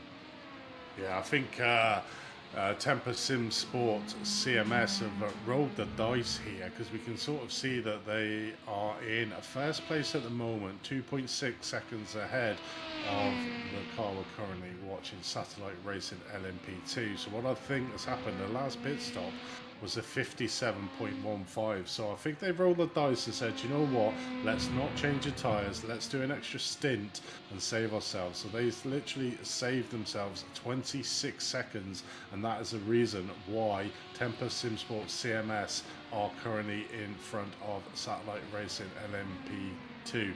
So really interesting call there from the Tempest Sim Sport guys to Impressive. Yeah, I suppose they didn't have anything to lose, really. They just had to try something and go, and we'll see if it pays off for them. It's going to be hard for Pedro Sousa, who's obviously driving the Tempest Sim Sport CMS car at the moment, but it's going to be interesting to see how it pays out for him. Yes, now as we ride on board with Pedro de Souza, our race leader in that number 22 Tempest Sim Sport CMS car, that that LMP2. They sit in the lead right now, and you know what a race they've had. I'm sure they are happy to at least be back in the lead for now. You know, of course, lots of strategy going through, but for that team, you know, with that penalty, that really put them down the order. So to at least see the lead again for some time is I'm sure something that brings them optimism and maybe gives them a little hope of a race win, since they definitely had pace, and as the pole setter had been dominant early on. I believe they are the a little grass there by them. Oh, we ride on board right now. So Oscar Covenant, the RD Sim Sport car, they run P5 right now. Definitely the closest battle out on track right now as they make work on that number 69 car, the We2 Fast Racing. They're trying to make a little headwind there. right on the bumper, dealing with that aero wash, dealing with those tires, trying to just wait for any opportunity that presents itself, and see a little gap forming now. But granted, the amount of time we have and how close they are, there's definitely going to be, I'm sure, an opportunity in there for Oscar Covenato to make a pass and get up into that 4th spot. Yeah, definitely. As we see, as we watch a little replay here of Jack Chrissy coming up to turn number 1 in a fight with. This is side by side round turn number 1. Is that car number 25? That is RD Simsport. So these two battling out, and RD Simsport had to back out with the We2 Racing guys getting the passing move done. Obviously compromising his speed a little bit, and the RD Simsport guys not showing their appreciation that they literally slowed him down. But one of the classic moves in iRacing is get your car in front if you're offline, and certainly on this sort of track, is that you know the driver behind you hasn't got an opportunity to make that passing move done. So you almost compromise his speed, but then you're out in front. And as we can see, back to live timing now, the RD Simsports have lost even more time to the We2 Fast Racing guys in 4th place at the moment. So has to try and bridge that gap. Currently 1.9 seconds behind is Oscar, behind Jack. So this race, I'm pretty sure, will go to the end of the race. An hour long race left. Oh, sorry, an hour left of this 3-hour race ahead of us. And as we're at the top of the hours, and I'll let you take the LMP2s to give us the current classification still. All right, so LMP2, we got Tempest Simsport CMS, number 92. They have the lead right now. Started on pole, had some issues, had a drive-through penalty, but with the way the pit cycles are right now, they are our current race leader. And number 2, we have Satellite Racing LMP2, driven by David A. Williams in the number 67. Started second, had a bit of a slower first half, but incredible pit stop decision gave them a lot of time, put them back into P2, only 2.5 seconds off our race leader. In P3, Obsidian Racing Future, what a race they've had. Had a bit of an issue fighting for the lead, had some contact, a more unorthodox pit stop strategy. They sit P3 in the number 13. P4, we have Way Too Fast Racing, the number 69, driven by Jack Chrissy. Right now, they sit P4. 1 second behind in P5, we have RD Sim Sport, the number 25, driven by Oscar Covenet. Running to P6, we have Sim HQ Motorsports Orange, driven by Will Woodland. They sit P6 right now. P7, Blue Shell Racing LMP2 and the 00 car, driven by Nick Hood right now. They sit P7. In P8, Imperial Motorsport Shake in the 214 car.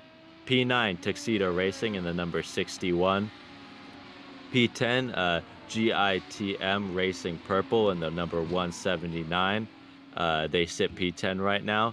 P11, LMP2, we have Craft Dinner Racing in the 721. P12, Jakester Racing in the number 88. P13, we have PNU Matic Motorsports Orange in the number 24. P14, TSC Deconi Racing in the number 11. And P15 in the number 4 is PNU Matic Motorsports Blue.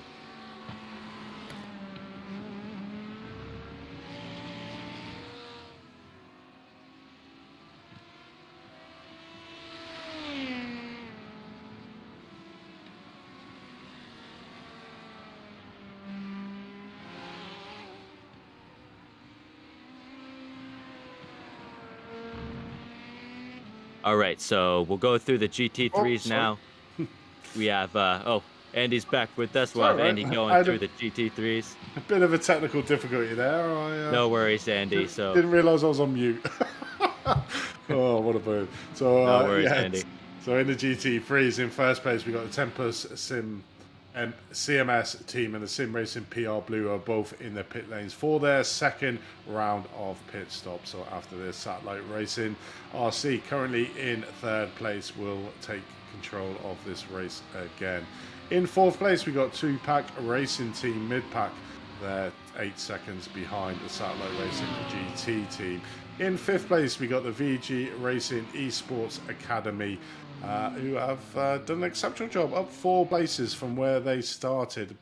One of the biggest movers in the GT3 field. In 6th place, we got SR Technic CMS. In 7th place, we have Sim Republic. In 8th place, we've got Sim HQ Motorsport White. In 9th place, a bit out of touch with their teammate, I'm not sure where they are, Can-Am Racing 2, currently in P9th, so I'm pretty sure we'll see where Can-Am Racing are further on, as we see there down in 13th. In 10th place, we've got the Break Fade team. Obviously, we saw the driver there on his VR headset, and I believe that, no, it is still James Foster, so he's still in the seat with his VR headset. Quite an impressive feat there. In 11th place, we got Doodle Motorsports. Getting it slightly wrong. I think that's around turn number 1 there in 12th place. In 13th place, currently in the pits, is TPRT Solaris team. So they will probably end up going down a few places from where they are. In 14th, we have Lone Star Endurance 1 there coming down the Ullman Straight, so may have an opportunity here to take back P13th, but as we see, car TRPT is just coming out on pit exit, so will be a close battle between them two guys.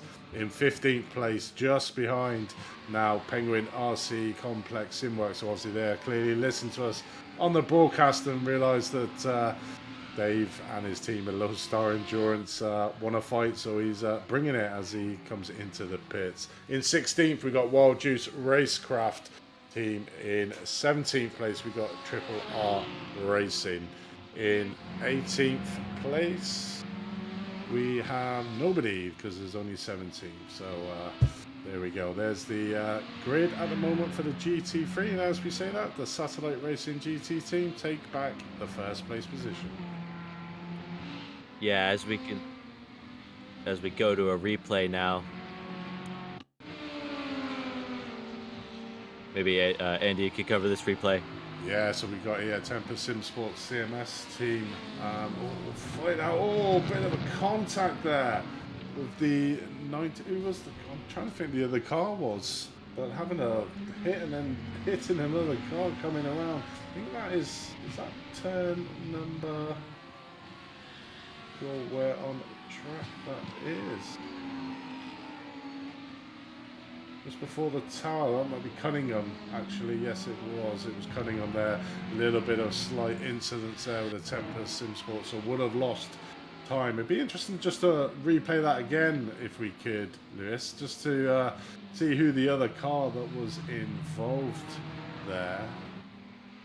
Let's just have a quick look back at that. So we have David Williams, the Satellite Racing team there in first place. We're currently watching on board. Oh, 3 cars there. Actually, that car was just stuck in the middle. Luckily, David managing to get through, but Tempest Sim Sport doing a spin there, and that other car might have been the Obsidian Racing Future drivers. No, there it is. It is Craft Dinner Racing, who managed to do a 180 spin and getting involved in that incident there. So 3 LMP cars, but luckily David Williams comes out on top and managing to get through that incident and finds himself again now at the top of the leaderboard. 25 seconds behind is the Tempest Sim Sport. Obviously that tactic maybe of not changing the tyres has come back and bit them. Yeah, that's definitely tough for a 721 and a few LMP2s involved in that. That's something that I feel like you don't really see too often this far into the race. Typically it's spread out at this point. But yeah, very tricky for them. As we ride on board with David A. Williams in the 67, they have the lead right now.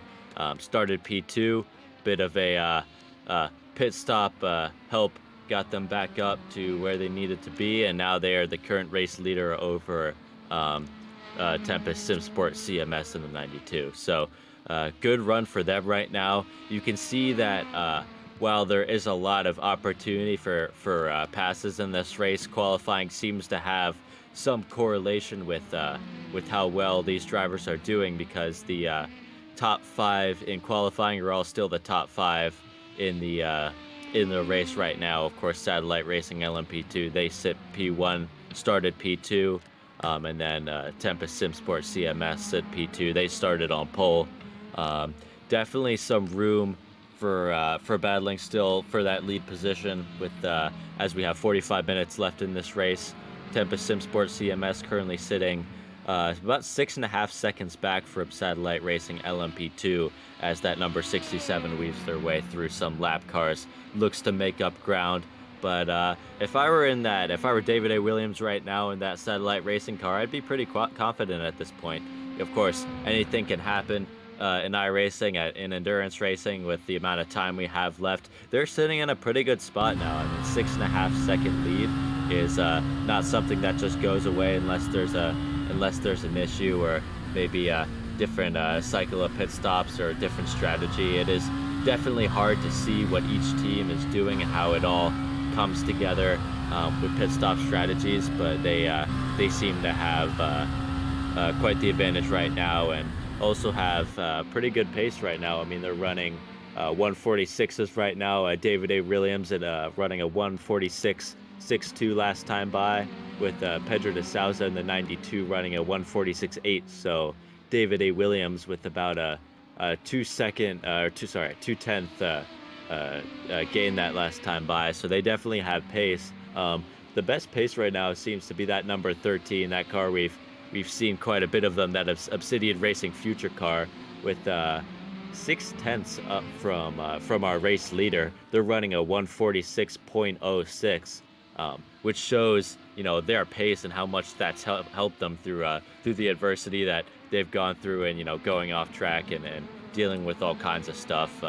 They definitely have the pace. 6/10ths again off of or 6/10ths ahead of our race leader. So we'll see how they can enter into the game and move forward from what already is a podium position right now for them, as they sit P3, only 3 seconds behind that Tempest SimSport CMS in the 92. Remember, that 92 and 13 have been battling for the lead early on in this race, one of the closest battles we had seen, and that led to some contact, led to a drive-through from the 92 and some grass and a spin from the 13. But both those drivers seem to have recovered well, gotten up into that P2 and P3 position, and hunting down our race leader with that sizable 6.5 second gap, David A. Williams in that Satellite Racing LMP2 car.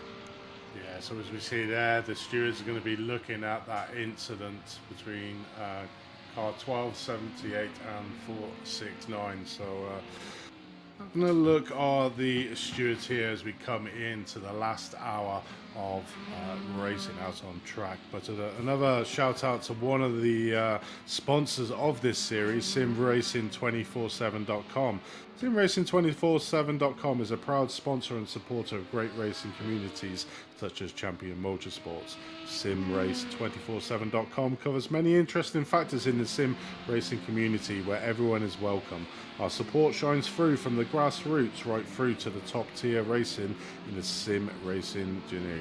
Just head over to simracing247.com to find out more information. But yeah, it's going to be an interesting last 47 minutes of this race, and still all to play for. I mean, probably more in the GT3 class than in the LMP2, because obviously, like you were saying, that Tempest SimSport CMS literally threw the last roll of the dice by looking like not changing their tyres on the last round of pit stops, but still managing to keep their car within fighting distance of the Satellite Racing LMP2 car. But David Williams with them fresh set of tyres, or fresher set of tyres than Pedro de Souza in second place, will certainly be feeling, like you were saying, Dylan, a lot more confident for this race win victory. And it's probably for the neutral amongst us, we probably want the Tempest SimSport CMS guys to win, to make it almost like a grandstand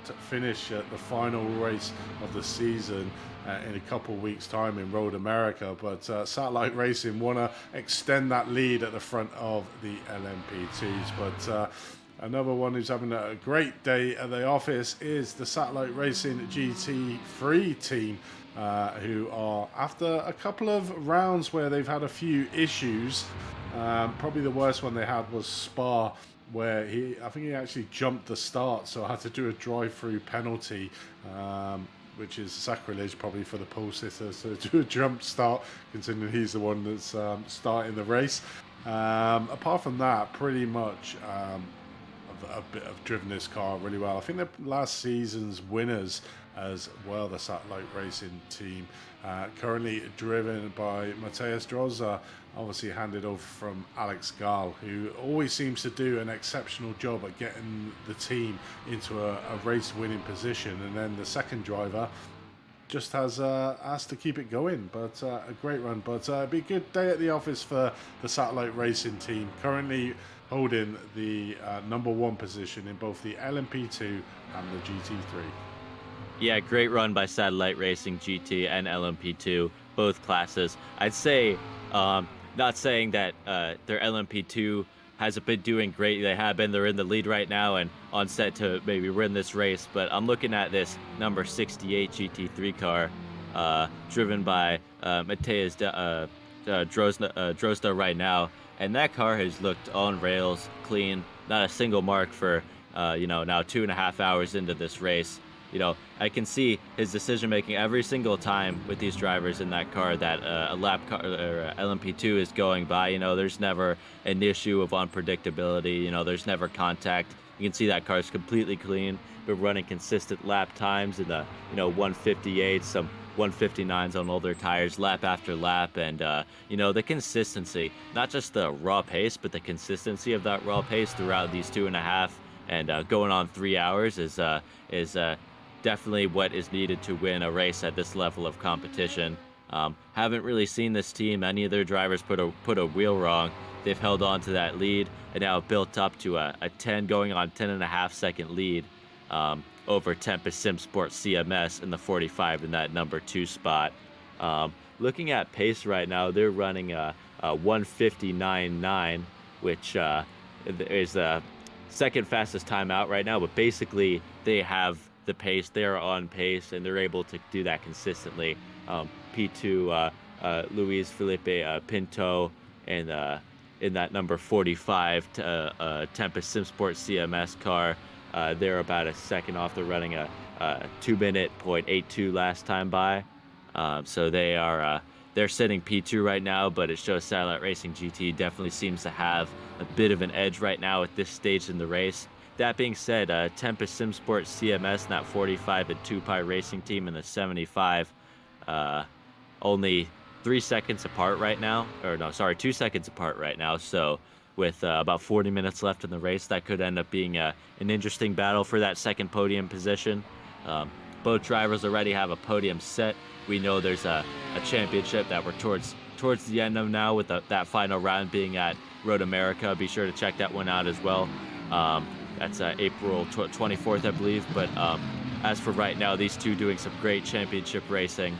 Riding on board with 2Pi Racing Team mid-pack right now in the Jose, driven by Jose Correa right now. They sit number 3, 2 seconds behind Tempest SimSport CMS. And if they can pick up some pace and get up to Tempest SimSport, that could be quite the battle.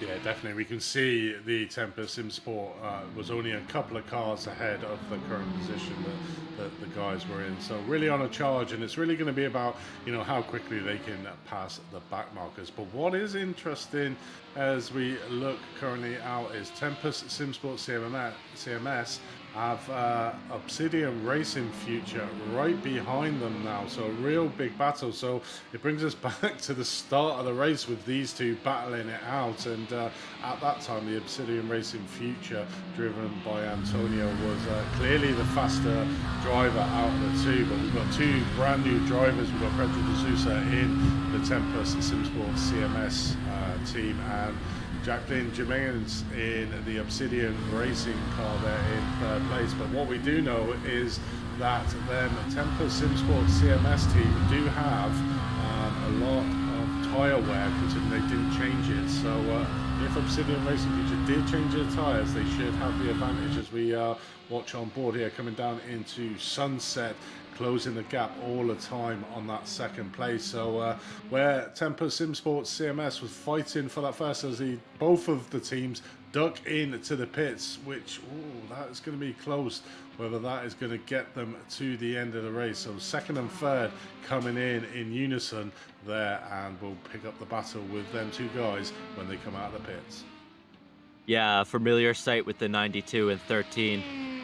Both had their fair share of issues, but coming back together, finding themselves nose to tail yet again. We'll see how that cycles out with pit stops, and looking for a nice, interesting battle for that second place, or could be higher up spot for those two, the 92 and the 13. Had an issue early on, had some contact, but I think that if those two come out of the pits, at similar times and neither have pit stop issues, that could be the battle of the day for that P2 spot as we approach about 35 minutes to go in this race. We ride on board with David Williams in that 67. His lead has grown even bigger right now as it stands. That's about 31 second. Wouldn't believe it, 31 second lead right now for David A. Williams right now. Of course, pit stops and whatnot, but just that car on rails in the later stages of the race. But definitely will be interesting to see as we have So we have Tempest Sim Sport CMS in that 92 has come out in second. But then Obsidian Racing Future sits in fifth right now in that number 13. That number 13 car. They both pitted at the same time.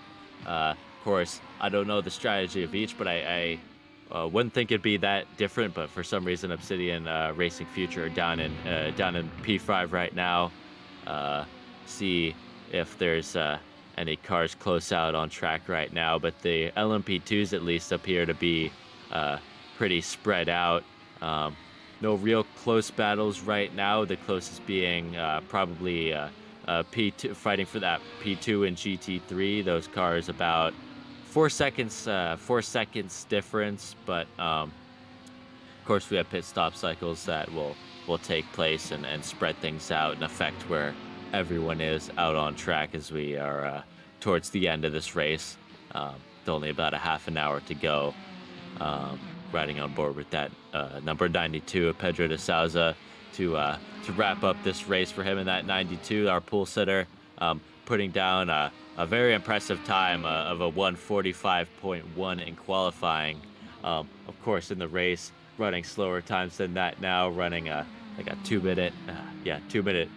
Well, that was coming out of the pits, but running about 1:46, 1:47 range on old tires, and we'll probably be up close to that qualifying time with their with his new tires now. Definitely an opportunity for him to make some ground now that he's on new tires and can kind of set his eyes forward on that lead position, which is currently occupied by Satellite Racing LMP2. Of course, Satellite Racing having a great day right now with both their number 68 in GT3 and their 67 right now in LMP2. They occupy P1 in both classes right now and look to take home the win, take home points in the championship, and make good use of this round 5 at Sebring International Raceway. Yeah, it's going to be interesting because the reason why Tempest Sim Sport CMS are still in second place is their last pit stop was only 29.78 seconds, whereas the Obsidian Racing Future was 1:05. So that's the standard time for a pit stop. So it looks like it's been a splash and dash by Pedro just for fuel. As we say that, they come back into the pits again. So maybe even add a penalty here, which would be disastrous for the Tempest Sim Sport CMS team. So they were in last time for 29 seconds. I'm not sure what they're in for now, which I thought was extremely low amount of time to be going into the pit. So it might even have been a drive-through penalty, and this is actually now their pit stop. So this could see Obsidian Racing Future jump ahead of the Tempest Sim Sport CMS team as they come round Sunset Bend. So yeah, definitely will take the position over Tempest Sim Sport CMS. It's a strange one. It must have been a drive-through, maybe hit the limit. It's a strange one. what's actually happened. But they are currently in the pit stops, taking their pits, which should see them to the end of the race, as we see them now coming out of the exit behind Obsidian Racing Future. Is it possible that maybe that 92, correct me if I'm wrong, Andy, could maybe be serving his penalty from earlier with his contact with the number 13 of Obsidian Racing, or is this definitely something new? I'm not 100% sure. I'm sure he actually did do that, because he was in the lead, didn't he? And then ended up 17 seconds. So that's a strange one. Obviously, a 23 second is not a lot of fuel on board, but I mean, even that stop there is a normal one that we would expect, a minute 2. So that is a normal stop for the Tempest SimSport CMS team. Obviously, the last 3 rounds dominated the LMP2 class, winning the rounds, but certainly it's not been all their way here today at Sebring. It certainly looks like at the moment going the way of Satellite Racing LMP2, who are currently leading this field, with We 2 Fast Racing in second place. I believe they probably got to do another pit stop. So 61 was the last time the leader pitted. They're on 80. It's normally 22 laps. So yeah, the front runners will be coming in for another pit stop. So it's going to be interesting, because that pit stop is about a minute and 5, minute and 2, minute and 5, and we can see the RD, you can see Obsidian Racing Future on 1 minute 13 behind. So going to cut their lead at the top, but Satellite Racing should come in and get out still in first place. But it's going to be close coming into the last 35 minutes of this race, currently on lap number 80 in the LMP2 class. Yes, riding on board with David A. Williams right now. I mean, there's, he's had the pace. That team has put it together, and with the pit stop cycles, I mean, I think it may be closer. Well, it'll definitely be closer than it is right now. But I think that team will come out through the cycles on top. But we'll see if there are any contenders, whether it be the 69, 92. Or 13. I mean, number 25, RD SimSport could get in there. They started P5. Haven't talked a whole lot about them, but the whole top 5 really are close as we ride on board with Oscar Coveney, the RD SimSport car, approaching some slower GT3s right now. He appears to have some clear track as he goes through, entering that turn 15-16 section of Sebring International Raceway. One of the toughest tracks that you could take. One of the toughest tracks that they've gone to this season, that CMS has gone to this season. And we're seeing it definitely challenge these drivers, but definitely in a good way, as we've seen some good battles. And as we ride on board with the 25, he's now weaving his way through some GT3s, taking a bit of a wider line through Sunset Bend. There are many different lines you could take through there. And we've definitely seen some different approaches to many of these corners around this circuit. Sebring being definitely one of the bumpiest, if not the bumpiest, road circuit. I'm saying street circuit because it more resembles a street circuit than anything, with the bumps and an uneven grip. Some place that, for real life racers, they go to all the time as a street circuit practice, because of the bumps, the uneven grip, and it definitely challenges the drivers as we can see some different lines from each driver, each trying to maximize the grip. Slow corners like this, we have that hairpin, the turn 7 hairpin. Drivers with Oscar Coveney getting right down to that apex. Stopping up the car, stopping up that faster, not necessarily heavier, but bigger LMP2 car to get the best exit off the corner from these hairpins as he goes through turn 10, and many different difficult corners as we go through turn 11, 12, that final chicane. We go through that turn 10. That was turn 13. Tower corner. That's another tough corner. But yeah, as we ride on board with him, you can see there's nothing is easy on this circuit. Whether it be the curbs, whether it be getting a good run out of Le Mans 15 and 16, it all ends up adding up to one lap time that could be, very persuaded and changed by just finding the grip and making the most out of all the opportunities and time that Sebring presents. Yeah, definitely. And the mystery has been solved with car number 92, the Tempest Sim Sports CMS. So thanks, Dave, for sharing with me the findings of the stewards. And what it is he had a second drive-through penalty. If you remember the incident where he spun around the part of the circuit that we're currently watching, the RD Sim Sports, and we had that free car LMP, they actually got a drive-through penalty for that. So the reason why that was a 26-second pit stop was a drive-through penalty for causing contact. So that puts to bed that mystery as to why Tempest SimSport CMS only had a 26-second pit stop, and that is why they are now behind the Obsidian Racing Future team, who looking like it could be on for a really good podium finish here, with We Too Fast Racing, RD SimSport still having to pit. Satellite Racing LMP2, as we see on screen, are currently in the pit stop. The gap will be slightly closer, but the Satellite Racing LMP2 team should get out ahead. So 20 laps around here, a minute 50 they should be able to get to the end of the fuel, or maybe a splash and dash. But Obsidian Racing Future looks like their strategy, that pit 2 going in early, might have paid off for them to be able to get that second place at the moment. But it's going to be interesting to see, coming into the last half an hour of this race, what unfolds in front of us. But it looks like they are paid. Obviously, Tempest SimSports CMS have been really hindered by them 2 drive-through penalties that they had during this race. One earlier on whilst fighting for the league with Obsidian Racing Future, and the second one was the spin that we saw earlier on screen that involved Satellite Racing, and I believe, I'm trying to think who the other team was, it's eluded me, but I'm sure Dylan will remind me if he knows. But Thinking about it. Just thinking about it. Just a quick shout out while you think about it to another one of the sponsors of this series, gridfinder.com. Looking for a community to race with? Go to Gridfinder. Filter your search by PC, Xbox or PlayStation. The sim racing title you're looking for, the class of car you want to drive, your location and the day of the week you want to race. Simple.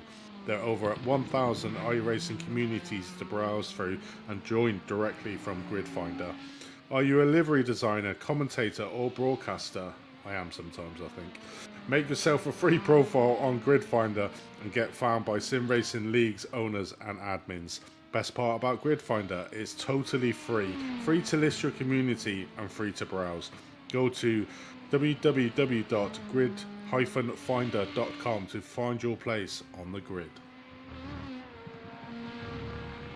I think as we approach 22 minutes left in the race, we're starting to see for the first time since the start of the race, it'd be really clear what the order is, as pit stop cycles have basically, I would think, ended at this point, unless someone does a really late splash and dash, or maybe, made a mistake with their, calculating when they pitted and whatnot. But I think for the most part, pit stop cycles will be done, I would think, at this stage in the race.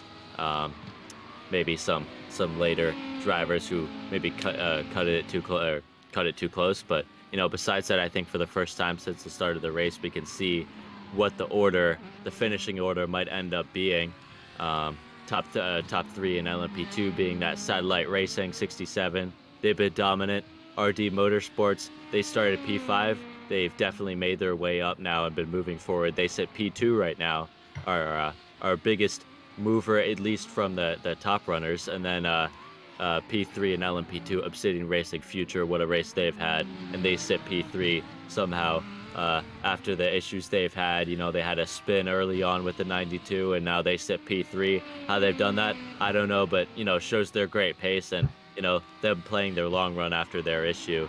And then going to GT3, really great run by that Satellite Racing GT car, that 68. They sit P1 right now. They've had no issues the entire race. I mean, they've had it. there no issues for that car. They've been doing great, and you know, they're part of that satellite racing train with that's seem to have it in the bag for both classes right now. And then, you know, P2 and GT3 Tempest SimSport CMS 7 seconds behind, but you know, secured, or not secured, but seem to be pretty comfortably sitting in P2 right now, driven by Luis Felipe Pinto in that number 45 car. They sit P2 right now, and then P3, 2Pi Racing Team Midpack in that number 75. They've done quite well this race. They started, I believe, P3 as well. Yeah, so top 3 in GT3 is their starting order, which shows not so much, I think, that it's hard to pass in a 3-hour race, but more so the consistency of these teams. Actually, the top four in GT3 are where they started, which just shows, you know, I guess these drivers will start making mistakes out there. They must not be, because that's where they started. And I haven't seen from the GT3s a whole lot of mistakes from these drivers. Two-Pi Racing Team driven by Jose Correa right now in P3 in that nice Lamborghini car with the purple livery right now. And that rounds up your top 3 in both classes right now as we come towards the end of this race. Roughly like 20 minutes left in this 3-hour long endurance CMS race at Sebring International Raceway. These drivers, for the most part, done a great job of keeping it clean. That's something that I think really makes endurance racing on iRacing stand out over other iRacing series, is the ability for drivers to go these long distances without wrecking, while keeping it clean, with very like little casualties from cars. You know, for the most part, everyone who started the race is still going in a similar spot to where they started. You know, gives, I think, a lot of confidence to iRacing that they can have these great endurance races and have drivers, you know, end up finishing where, you know, the pace is and where they've, you know, you'd think they deserve to be with limited issues down on track. So that's not something nice to see, and something that, you know, definitely stands out with the endurance racing side of iRacing. Yeah, I mean, that's the big difference between the standard iRacing, the official series races, and the league racing. The league racing is a lot more clean.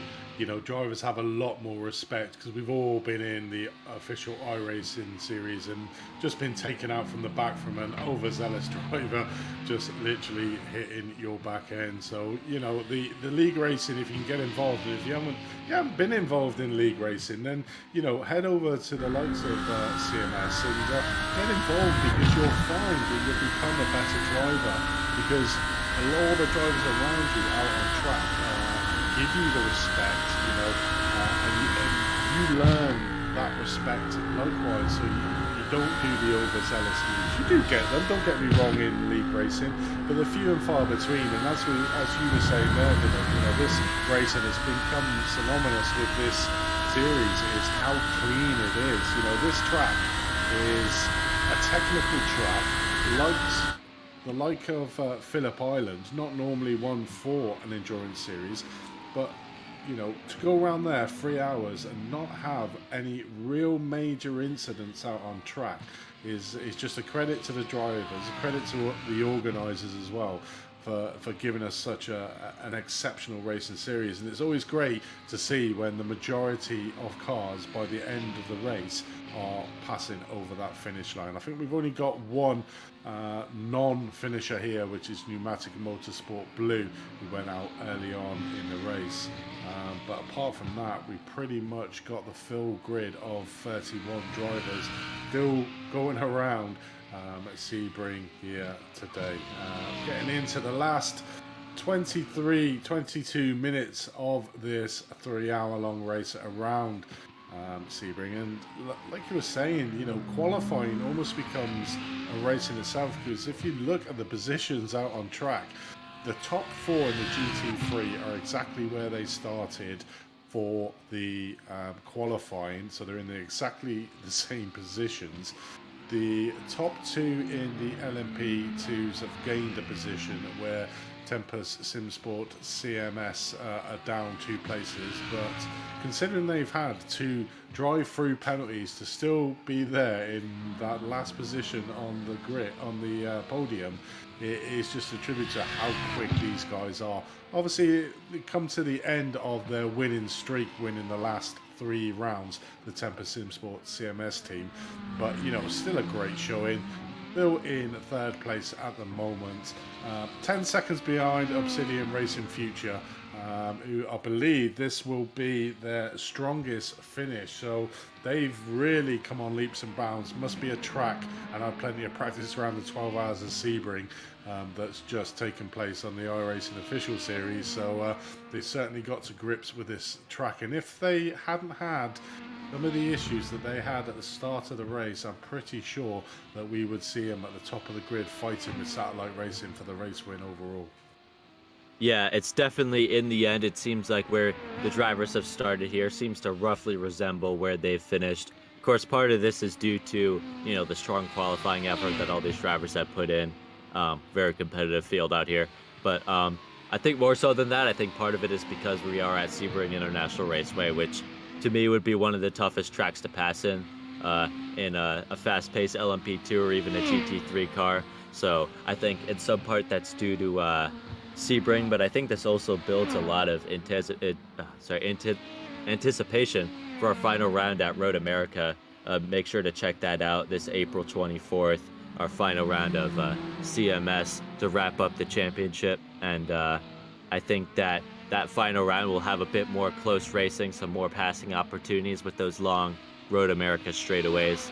But for now, it seems like the track has sort of limited some of the passing opportunities for some of these drivers right now, as starting orders somewhat resemble finishing orders right now. But yeah, make sure to check out that final round on April 24th at Road America to wrap up this this great endurance championship. CMS being, you know, I'd say one of the more exciting, if not the most exciting, league championship that we've seen for endurance racing.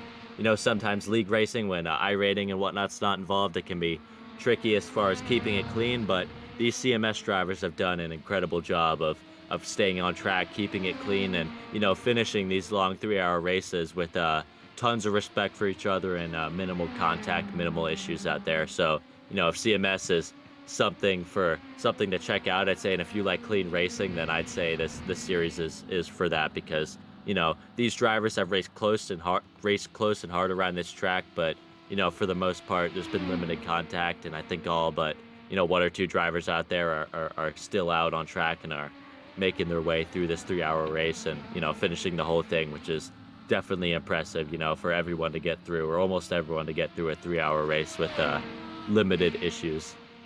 Yeah, definitely. And on that, just a shout out to our last sponsor of this series, Complex SimWorks. If you're looking for high quality and affordable 3D printed sim racing accessories to take your sim racing experience to the next level, check out Complex SimWorks.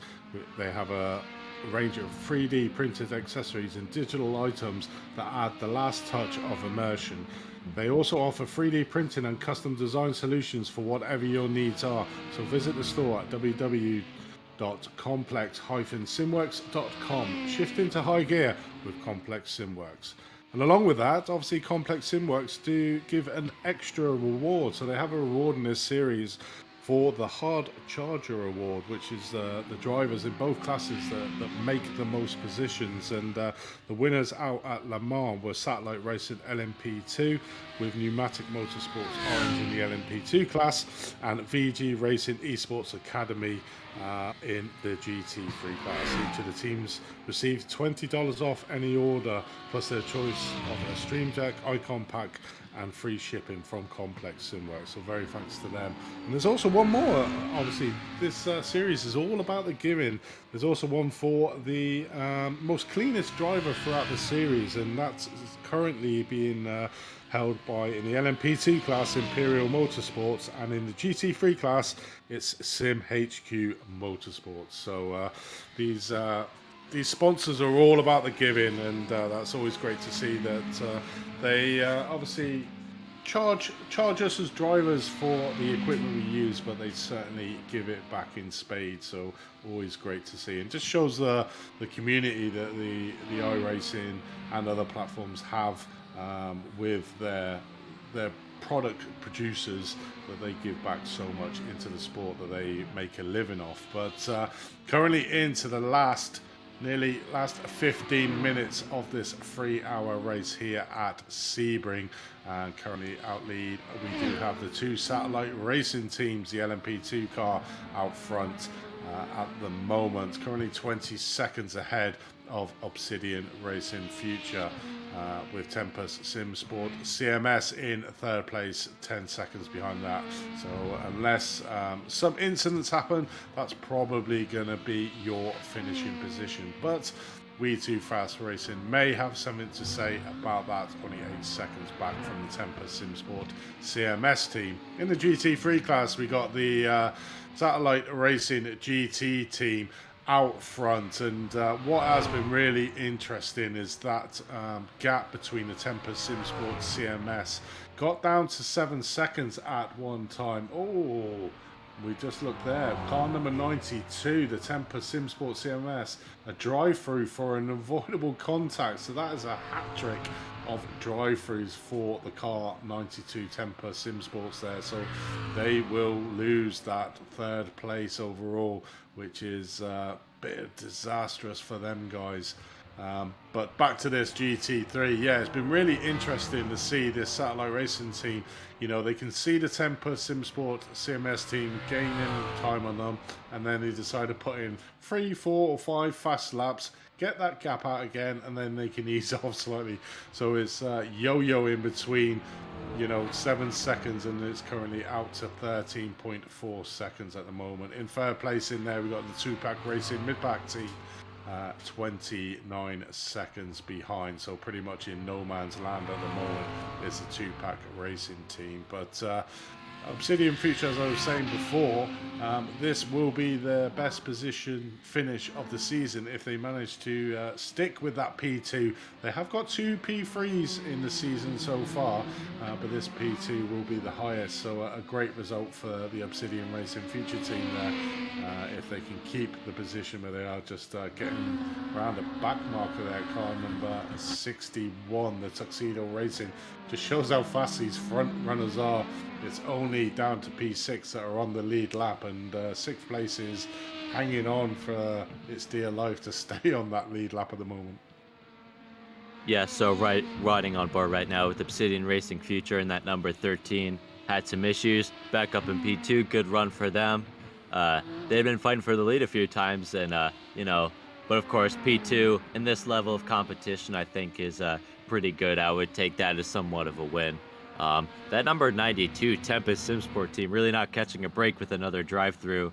That's you know, given their pace of where they are, you know, you'd think they'd, you know, probably be in contention for a win, but you know, with the amount of drive-throughs that's happened, and you know, it's unfortunate. I totally understand the you know, the need to race hard and try and get every advantage, and sometimes penalties are what they are, but you know, just a shout out to them because they've done so well, you know, starting P1.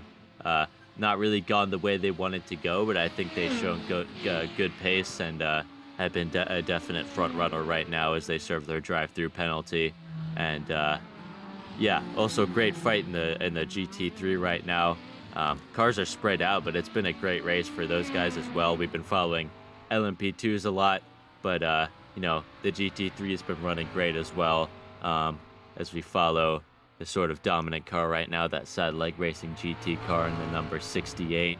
You can see, you know, something I've noticed is the great liveries all these drivers, or most of these drivers, have on these cars, you know, and it's great to see these drivers putting in the effort, not just from the driving side, but also from the sense that they're all making these nice liveries for their cars, getting them ready for the race to make sure it all looks nice on the stream and all that. And that's really great because it shows like the community and how much these drivers care about not just sim racing, but this CMS series that they've put together. And it's a great thing to have, to not just have the, you know, your standard official iRacing races, but also these sort of more community based league races that CMS has put together. You know, all levels of competition here, but at the same time, very, very competitive. You see drivers in the front and in the back just putting together these great liveries, putting together these good teams. It's just a great opportunity to bring everyone together in the sim racing community. So,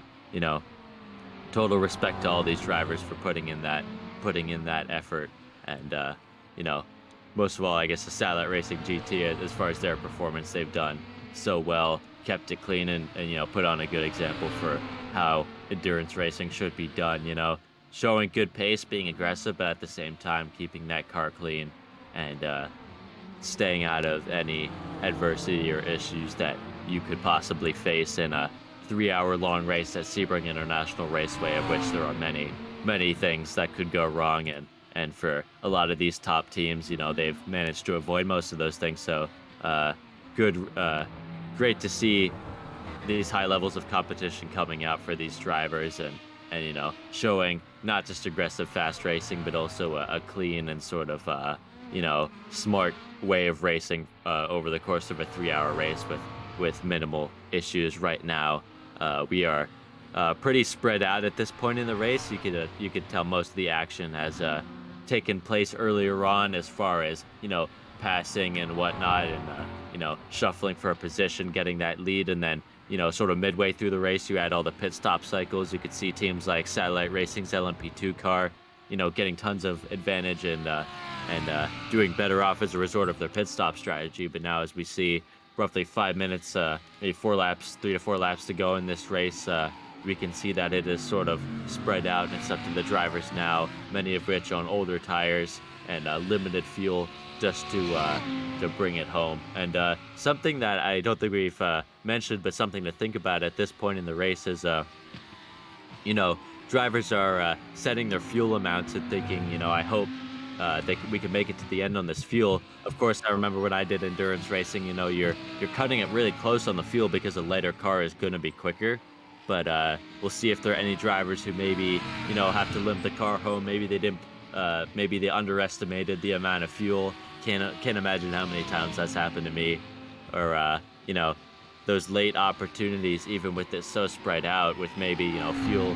Maybe if there's anyone who had an issue calculating fuel, or someone who put too much fuel and lost pace, seeing how that ends up playing out with 4 minutes to go. There's definitely potential for more position changes, even with 4 minutes to go in the race. And that's how close you have to cut it, even in a 3-hour-long endurance race. Yeah, definitely. And we're watching a battle, probably the closest battle out on the track at the moment for P9 in the GT3 class. We've got the team Break Trade, who the car we're looking at in front at the moment, currently riding on board with the TPRT Solaris team in 10th place, trying to get that position over Team Break Fade.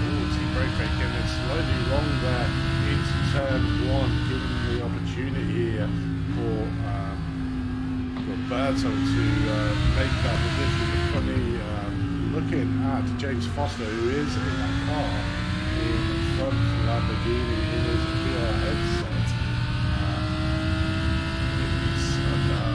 All sorts of pressure at the moment, so we'll just stay on board at the moment with Roberto to see if he can just pressurise the team Break Fade in front to make that mistake. We will be seeing a lot of him in that VR headset in his rear view mirror, so he will know how close he is. We've currently got 8 minutes left of this race still to go, so still plenty of time for Roberto to take that P9 position away from Team Break Fade. But at the moment, Team Break Fade just managing to hold off the assault from the TPRT Solaris team there in 10th, but it's extremely close. We have an LMP car literally, as you can see on screen, just behind. And is he going to make a move here, coming down into this corner, trying to get that inside line? Thinks better of it.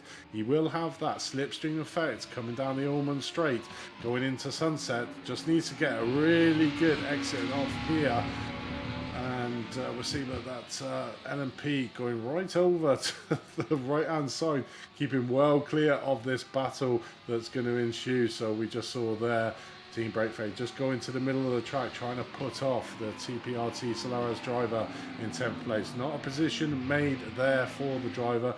The status quo as we come round for another lap as we start lap number 85 in these GT3 guys. Looking back from Team Breakfade, let's see if we can get the first corner correct here.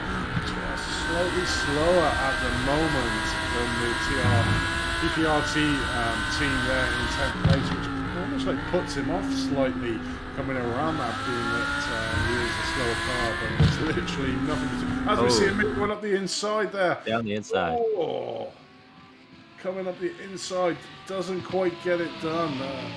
Managed to get his car alongside, but obviously Team Breakfade had the faster line, but you can see here now the clear intent as they come down to the hairpin. Team Breakfade on the left of your screen, managing to get the faster line through here, but TPRT, Team, I'll get that right one of these days, is right on the back, just pressurizing that Lamborghini. No advantage on different car types, both driving the same car here, so there's no car advantage. It's pure out racing out on track, but at the moment, Team Breakfade are under all sorts of pressure from TPRT. Tom, as he just diving down the inside, diving down the outside.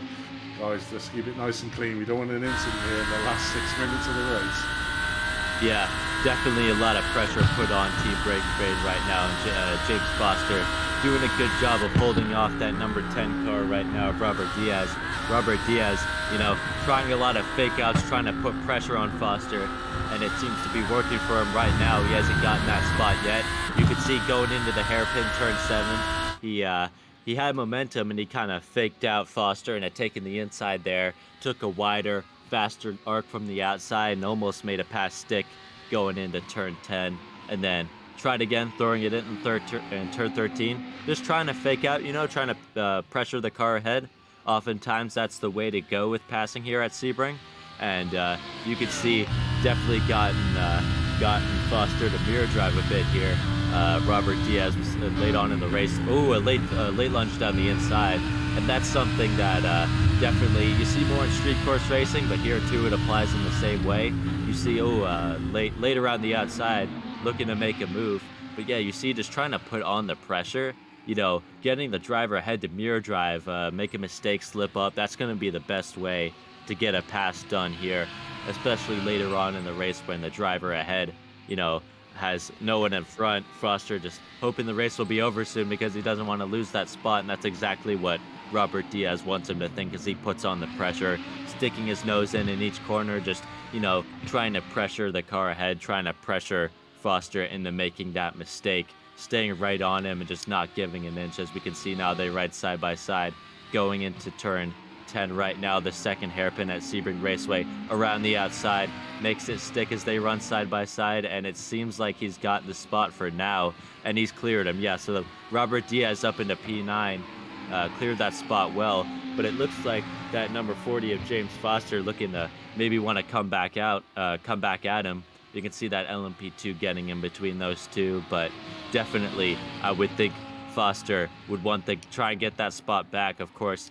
maybe a Diaz showing a bit more pace, put in the work to get that spot. We have not so much time left in this race, about 4 more minutes left in this race, but we could see possibly if Foster's able to get a bit more speed, there could be potential. You've seen it, driver maybe getting a little complacent, then they get past and they're like, no, I'm hungry, I want that spot back. So while it's a great pass by Diaz, maybe possibly Foster could try and fight back. That being said, Diaz shown great paces already, pulled away quite a bit just in this lap, but yeah, lots of credit to him. That was a good pass. It's rare to see a pass around the outside of a hairpin, but turn 10 at Sebring, that's definitely a place you can pull a pass together around the outside, and he made good work of that, clearing Foster pretty quickly. So good work by him. That's definitely the most interesting battle, I'd say, as we are a few minutes left in this race, as we're reaching the end of this 3-hour CMS race at Sebring International Raceway. Yeah, definitely. The TPRT Solaris team there in 9th place seemed like they were quicker than the Team Breakfade guys who are currently in P10. So, you know, it's going to be a long road back for James Foster if he can try and make a move. At the moment, it certainly doesn't look that way with Tristan driving, Roberto driving that car at the moment and has good pace. The current last time was a 158.83 from Roberto and a 159.56 from the Team Breakfade. So Roberto seems to have a little bit more speed in there, as you can sort of see there. Lost a 1.1 second on the last gap, so maybe a sign to keep in that car, which is still a respectable 10th place for James Foster there in the Team Breakfade, but a nice position for the TPRT team there to take 9th place in the depths of this 3-hour race. So currently into the last minute of this race, so might be worth joining the front runner to see if this is the last lap here. So we'll have a little parade lap here for Satellite Racing team. Done an exceptional job. Not been the fastest out on track, although not that far off from the fastest lap, but been consistent as these two guys. I think it was Paul and David here doing a great job at Sebring as the lights start to fade here. So not quite going to get a night race, but at least we can get some effect of the lights here. So Satellite Racing team 27 seconds ahead of Obsidian Racing Future at the moment. We Too Fast Racing in third, last place on the podium, 35 seconds behind the leader at the moment. So a relatively easy running lap for Satellite Racing. No battling needs to be done. It's almost like a parade lap for these guys, but they deserve it. They've been really clean, really consistent, and just knuckled down and got their races done. So it's all good from them guys. The obviously Obsidian Racing Future and the Tempest SimSports CMS teams were a lot quicker, but obviously had a lot of incidents throughout this 3-hour race. And as we said at the start, it's all about being consistent here at Sebring wins you races, and this is certainly one to notch up for the Satellite Racing LMP2. Back to winning ways, it looks like, here at Sebring. But what's happened in the GT3? We'll have a look in a bit, but we'll watch the race winner come across the line. The Satellite Racing LMP2 takes 3-hour race of Sebring here at Sebring. What's happened in the GT3 class? Satellite Racing are down in second place. Did we miss an incident there? I'm not sure. Satellite Racing definitely seemed to have it by quite a bit. They had made a mistake for 3 hours. It'd be nice if we could see what's happening with them now. Yeah, it looks like he miscalculated. Yeah, miscalculated. Oh, that's what I was. Yeah, so that's what I was worried about, and I was thinking about it. You know, endurance racing, it all seems like it's going so great, and then you miss fuel by like a lap, and that's devastating. Satellite Racing GT, they had no issues this whole time, and now we're finally seeing a little bit of an issue, something that I'm sure has happened to every sim racer, and that's a fuel issue. Probably 1 lap short on fuel, and they've had to come into the pits with 1 lap to go, and that's tough. I mean, Satellite Racing had almost clinched both classes. That being said, they sit in second right now, and given that they've had a fuel issue and had to take basically another pit stop on the last lap, you know, the fact that they've still finished second shows, you know, what a lead they had, and you know, how far forward they had on the field. So, you know, tough break for them, but they bring it home in P2. Definitely still dominant in the championship right now.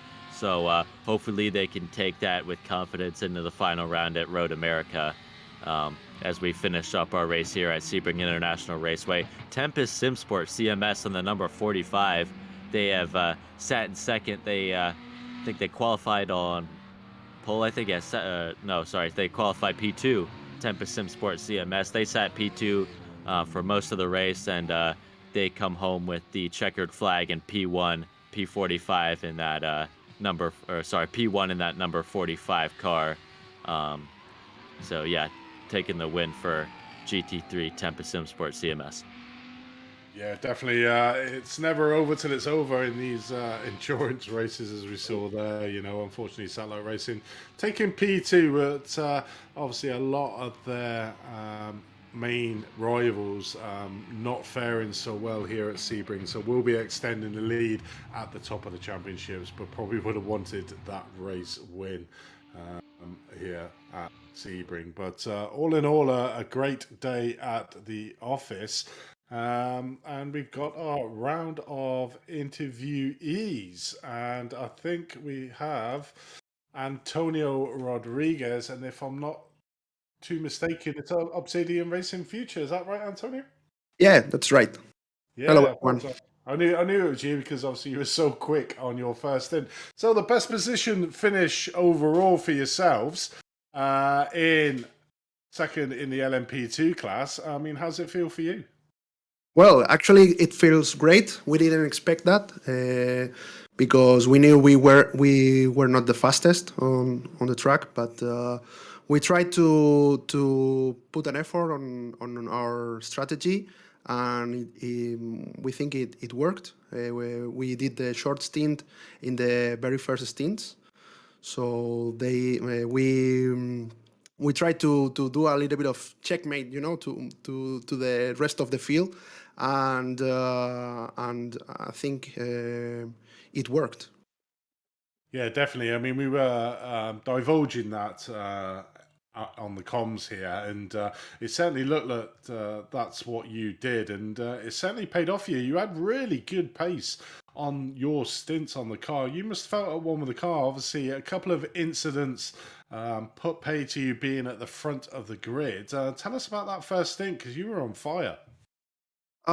Yes, you were right that we had some incidents that made us get a little bit back on the field, and if we would not have done those incidents, maybe we would have been fighting for P1. But today was not the day. But we're very happy, to be honest. The first team, actually, it was a little bit messy because I overtook Paul Darling from Satellite Racing at the start, but certainly he was faster than me. And well, I tried to manage the tires and to think about the next stints, which were our strength. And yeah, in the end, we think that it paid off. Yeah, it certainly did. I mean, we saw the majority or long portions of that race, you getting really involved with the Tempest Sim Sports CMMS team out on track. And it seems to be you two were having a big battle all the way through. And I think it was only an unfortunate drive through from the Tempest Sim Sport CMS team that maybe give you a bit of breathing space. But did you certainly feel that it was going to be a hard day at the office trying to fight them guys? Yes, it was such a pity that we had that incident because the battle was very fun. But I think in that moment we had a little different strategy. We had much less fuel than them, and they tried to defend the position, and maybe it was not the very good strategy, to do. Maybe they should have let us pass through and try to see what we see in the end. So basically, well, it's a shame for Tempus. Definitely, they were the fastest on the grid, but well, through the championship, we had some bad luck, and this time it was time for Tempus. So everything in the end is balanced in terms of luck. Yeah, it certainly is. Obviously, lying fifth in the championship before this round with 2 third-place finishes to your name. Obviously, to have this second-place finish now and the the guys that are in front of you, Sim HQ Motorsport Orange, faring a little bit further down the field. It's certainly going to make an interesting last round at Road America. Yeah, definitely. Road America is a great track, and we are looking forward to it. And also, it is the last round, so we are a bit sad about it because we were having so much fun in this championship. A very nice level and very hard racing in terms of pace and fight in the track on the track. So yeah, we are looking forward to it and move on to the next to start to practice at Road America. Well, congratulations on your P2 there for this round here at Sebring. Is anyone you'd like to give a shout out to, Antonio? Okay, yes, certainly. I would like to make a shout out to my colleague Joaquin, who did a very nice stints too, and managed the fuel at the end. We had to save some fuel. Also to Juan Segundo, who was with us, who was with us, and also we would like to thank our sponsor Racing Components for to helping us to move on and try to continue racing at iRacing. Thank you very much. Well, thank you very much for joining us, and good luck out for the final round of the season. Thank you, guys. See you. Okay, we have the race winner of Satellite Racing LMP2. I'll hand over to you, Dylan, and you can have a chat with David Williams. All right, David Williams Sr. here with Satellite Racing LMP2 and that number 67, taking home the win by 28.5 seconds at this 3-hour-long race at Sebring International Raceway. David, tell us a bit about what was going through your team's head through this race and how you managed to pull off this this win both off of pace and strategy. So could you walk us through that, David? Well, yeah, so pretty much the strategy was pretty simple. Paul's faster than me, so he needs to run majority of the race. And then I just need not to mess it up at the end. So that was pretty much the strategy. We got lucky. I mean, the hashtag, wait, they're not hashtag anymore. They're Tempest guys. You know, Rui was definitely fast. He had more pace than we did and somehow managed to go an extra lap on the first stint as well. So that was pretty impressive. So I think we just got a little bit lucky. You know, things kind of fell our way and we stayed out of trouble. And that's really what got us to win. You know, decent pace, staying out of trouble, keep the car clean, don't make any mistakes on our end. And we did that this race.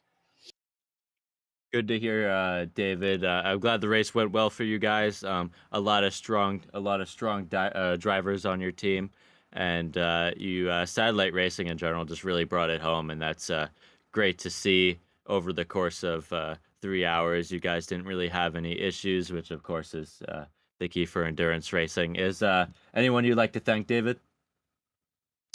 Well, I got to thank Paul first off. You know, thanks for always being a great teammate. Me and him race these CMS races all the time together and try to get on track. We've been doing races together forever. So thanks to Paul first off. Thanks to Satellite Racing. Thanks to my teammates there for all of them contributing, helping us put the setup together and coming up with a race strategy. And thanks to you guys here at Apex. Thanks to our sponsors. Thanks to CMS and Dave Anderson and all the guys who put everything together here. We appreciate you guys. Great, David. Thanks. We had David from Satellite Racing.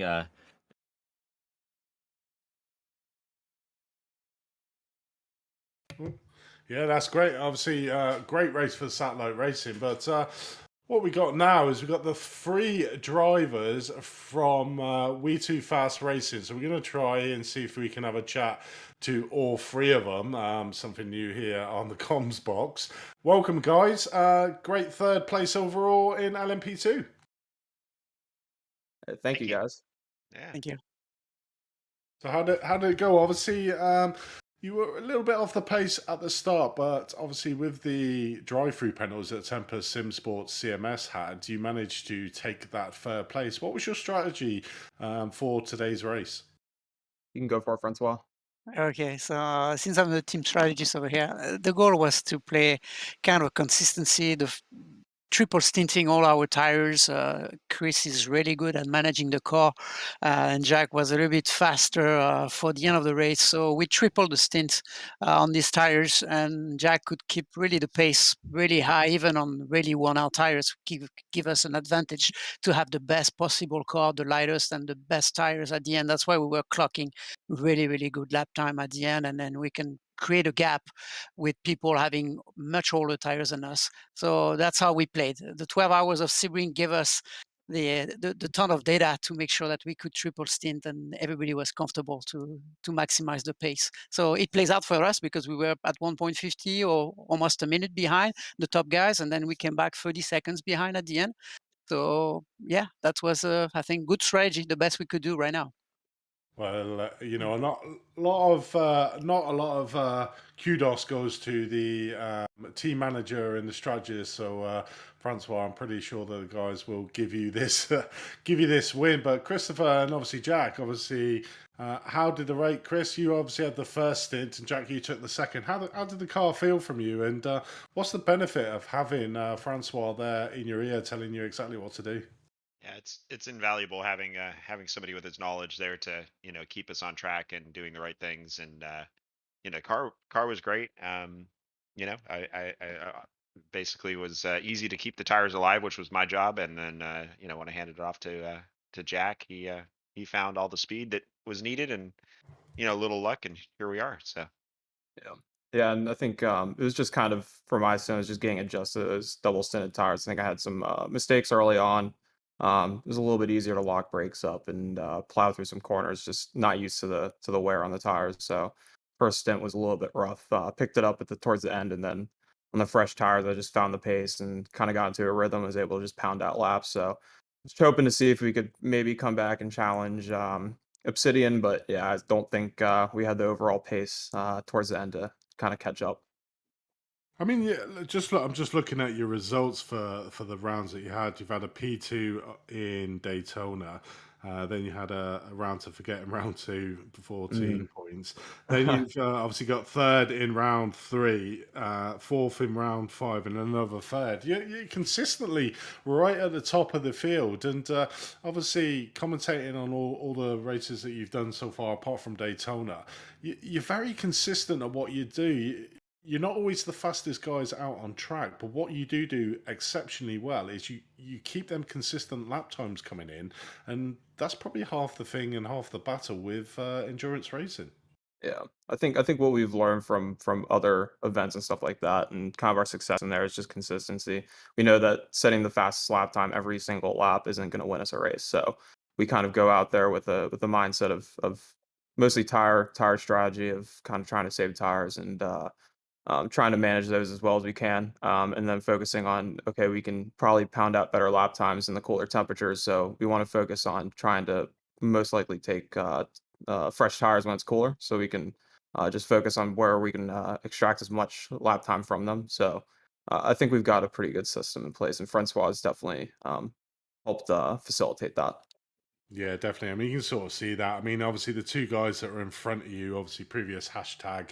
Now, obviously, wow, okay, Tempest SimSports CMS team, exceptionally quick, and obviously the Satellites Lassos. I mean, to be just behind them guys is a tribute to your consistency out on a track. So, I mean, we've got one more round to come. Road America. How are you feeling for that one? I think we both have some pretty good pace. I did a couple of races when I think Imza was there a couple weeks ago, and then yeah, I think my pace is pretty solid. So Chris has said his pace is pretty good there too. So I think we should have a pretty good round. We'll put some practice in, but yeah, we'll see. We'll see. Hashtag and those guys are on the other level. So Definitely. yeah. But before we let you go, guys, we'll let you give a shout out. We'll start with you, Chris, if you want to give a shout out to somebody. Just thanking, of course, the team for all the help. I was thanking the wife for the support on the sim racing side of things, and I am gonna just want to mention, my company, which is Precision Racing Instruction, also, because actually what I do as a full time gig is coach people, and mostly in the real world, but a little bit in the sim. So anybody who's interested in getting faster, they can reach out. through Facebook or Instagram or something like that. And yeah, on to the next one. So big thanks for you guys putting up on the stream and everything. Thanks, Chris. Over to you, Francois. Yeah, no, but thank you for you guys putting all of this together. I think that's the competition is really good. The broadcast is always an enjoyment afterwards to see how things work, and yeah, overall a great experience. Thanks a lot. Right, and last but not least, Jack. Yeah, no, I have to thank all of you guys for a great podcast. I have to thank the CMS guys for putting together a good series. It's we've noticed some changes in there, and they've kind of updated some stuff, which is really good. And they listen to us a lot, which is awesome. So enjoy that. And yeah, I have to thank my teammates. They put in a lot of work, and especially Francois for literally pounding away lap times until like 1 a.m. and not getting the most sleep. So he puts a lot of effort in, and I think a lot of our success comes from that. But yeah, I have to pretty much thank all those guys and all the people that are supportive of me. So. Definitely. Well, good luck in the last round. So that was We2 Racing there, who came third overall and currently third in the championship. And it looks like we have the class runners for the GT3, and I'll hand them over to you, Dylan. All right, we have Flavio Centurino here in GT3. Flavio, could you walk us through your race and what was going through your and your team's head throughout that race? Hey, hello, good evening, everyone. Good evening. I'm sorry, what did you ask? Could you just walk us through your race and what was going through your and your team's head throughout this race as you brought it home in this race?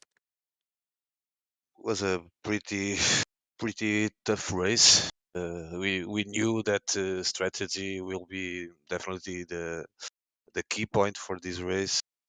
Another car was on same pace as we. By the quality times, I could see that we would not be so easy to take this at the end, but we focus on the good strategy to not make a splash, and things will go okay. We just make a few mistakes, not big deal. We could keep the strategy, and at the end of the day, we got the first place. Yeah, I mean it worked out really well for you guys. I was saying, over the broadcast, like I bet they're just waiting for that opportunity. I know it's tough to pass here at Sebring. Uh, Typically, I feel like if it were me, the pit stops would be the best places to gain spots. Correct me if I'm wrong, but I mean, you guys just were there constantly waiting for that door to open. And Satellite Racing had a mistake, and you guys ended up taking home the win. So good job to you guys at Tempest Sim Sport and the entire team. I'm sure you guys are very happy with how it ended up for you guys. Of course, luck is a factor in sim racing and endurance racing, but definitely, I'm sure a lot of hard work came in from all you guys to secure that win. So, do you have any sponsors or anyone else you'd like to thank for this one? Yeah, I'd like to thanks to all of my team and especially to my partner on this race. He did a good job. I think it's all.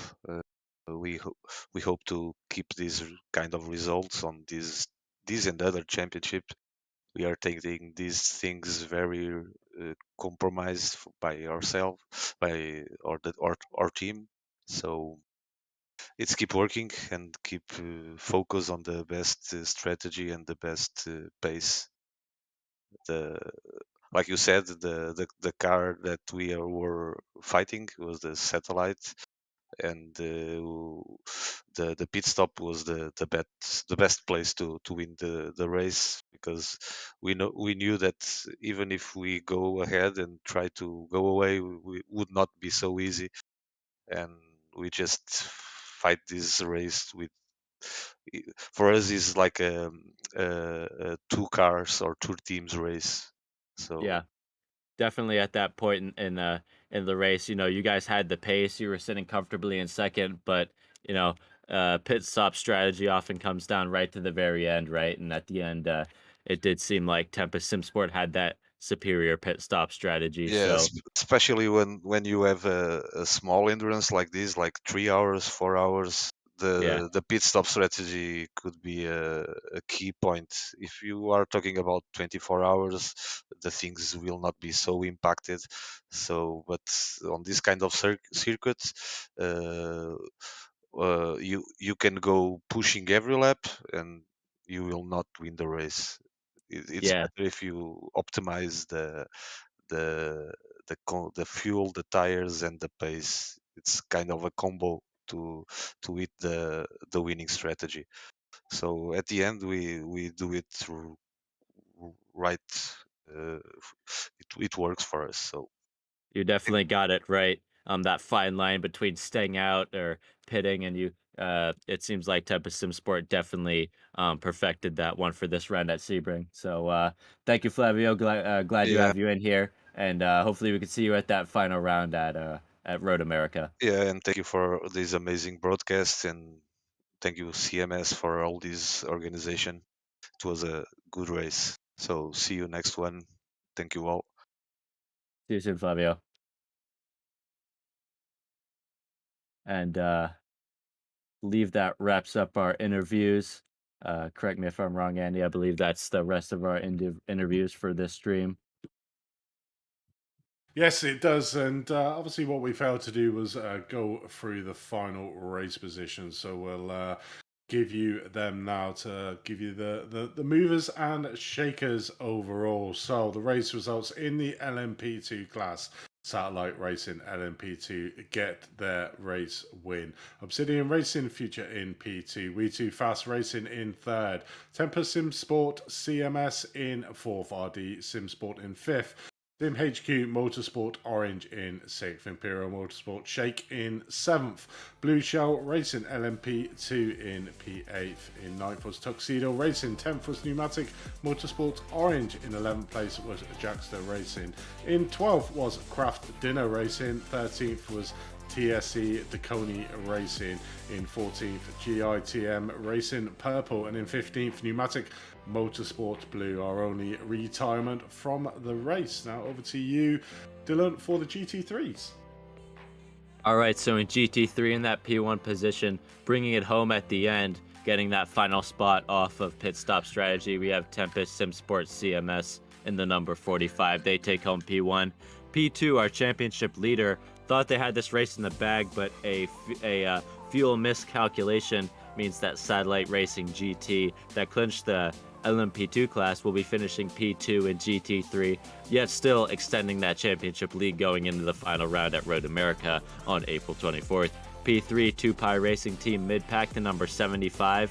A full 43 seconds back, but they finished P3 in the number 75. That team very consistent, being there until the end.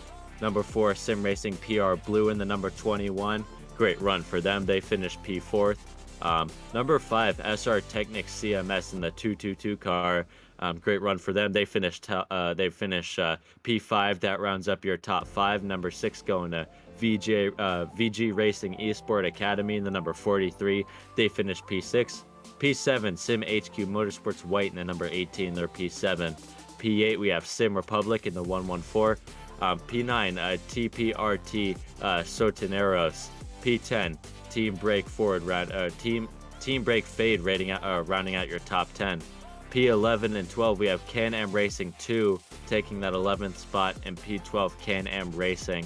P13 Lone Star Endurance 1, P14 Wild Goose Racecraft, and P15 Penguin RC Complex Simworks. P16 we have Doodle Motorsports, and then rounding out your field in P17 we have Triple R Racing. Yeah, so that's the results here for Sebring in the 3-hour endurance race. Only one round to go. Road America. Obviously, Dylan, great track to finish an endurance series on.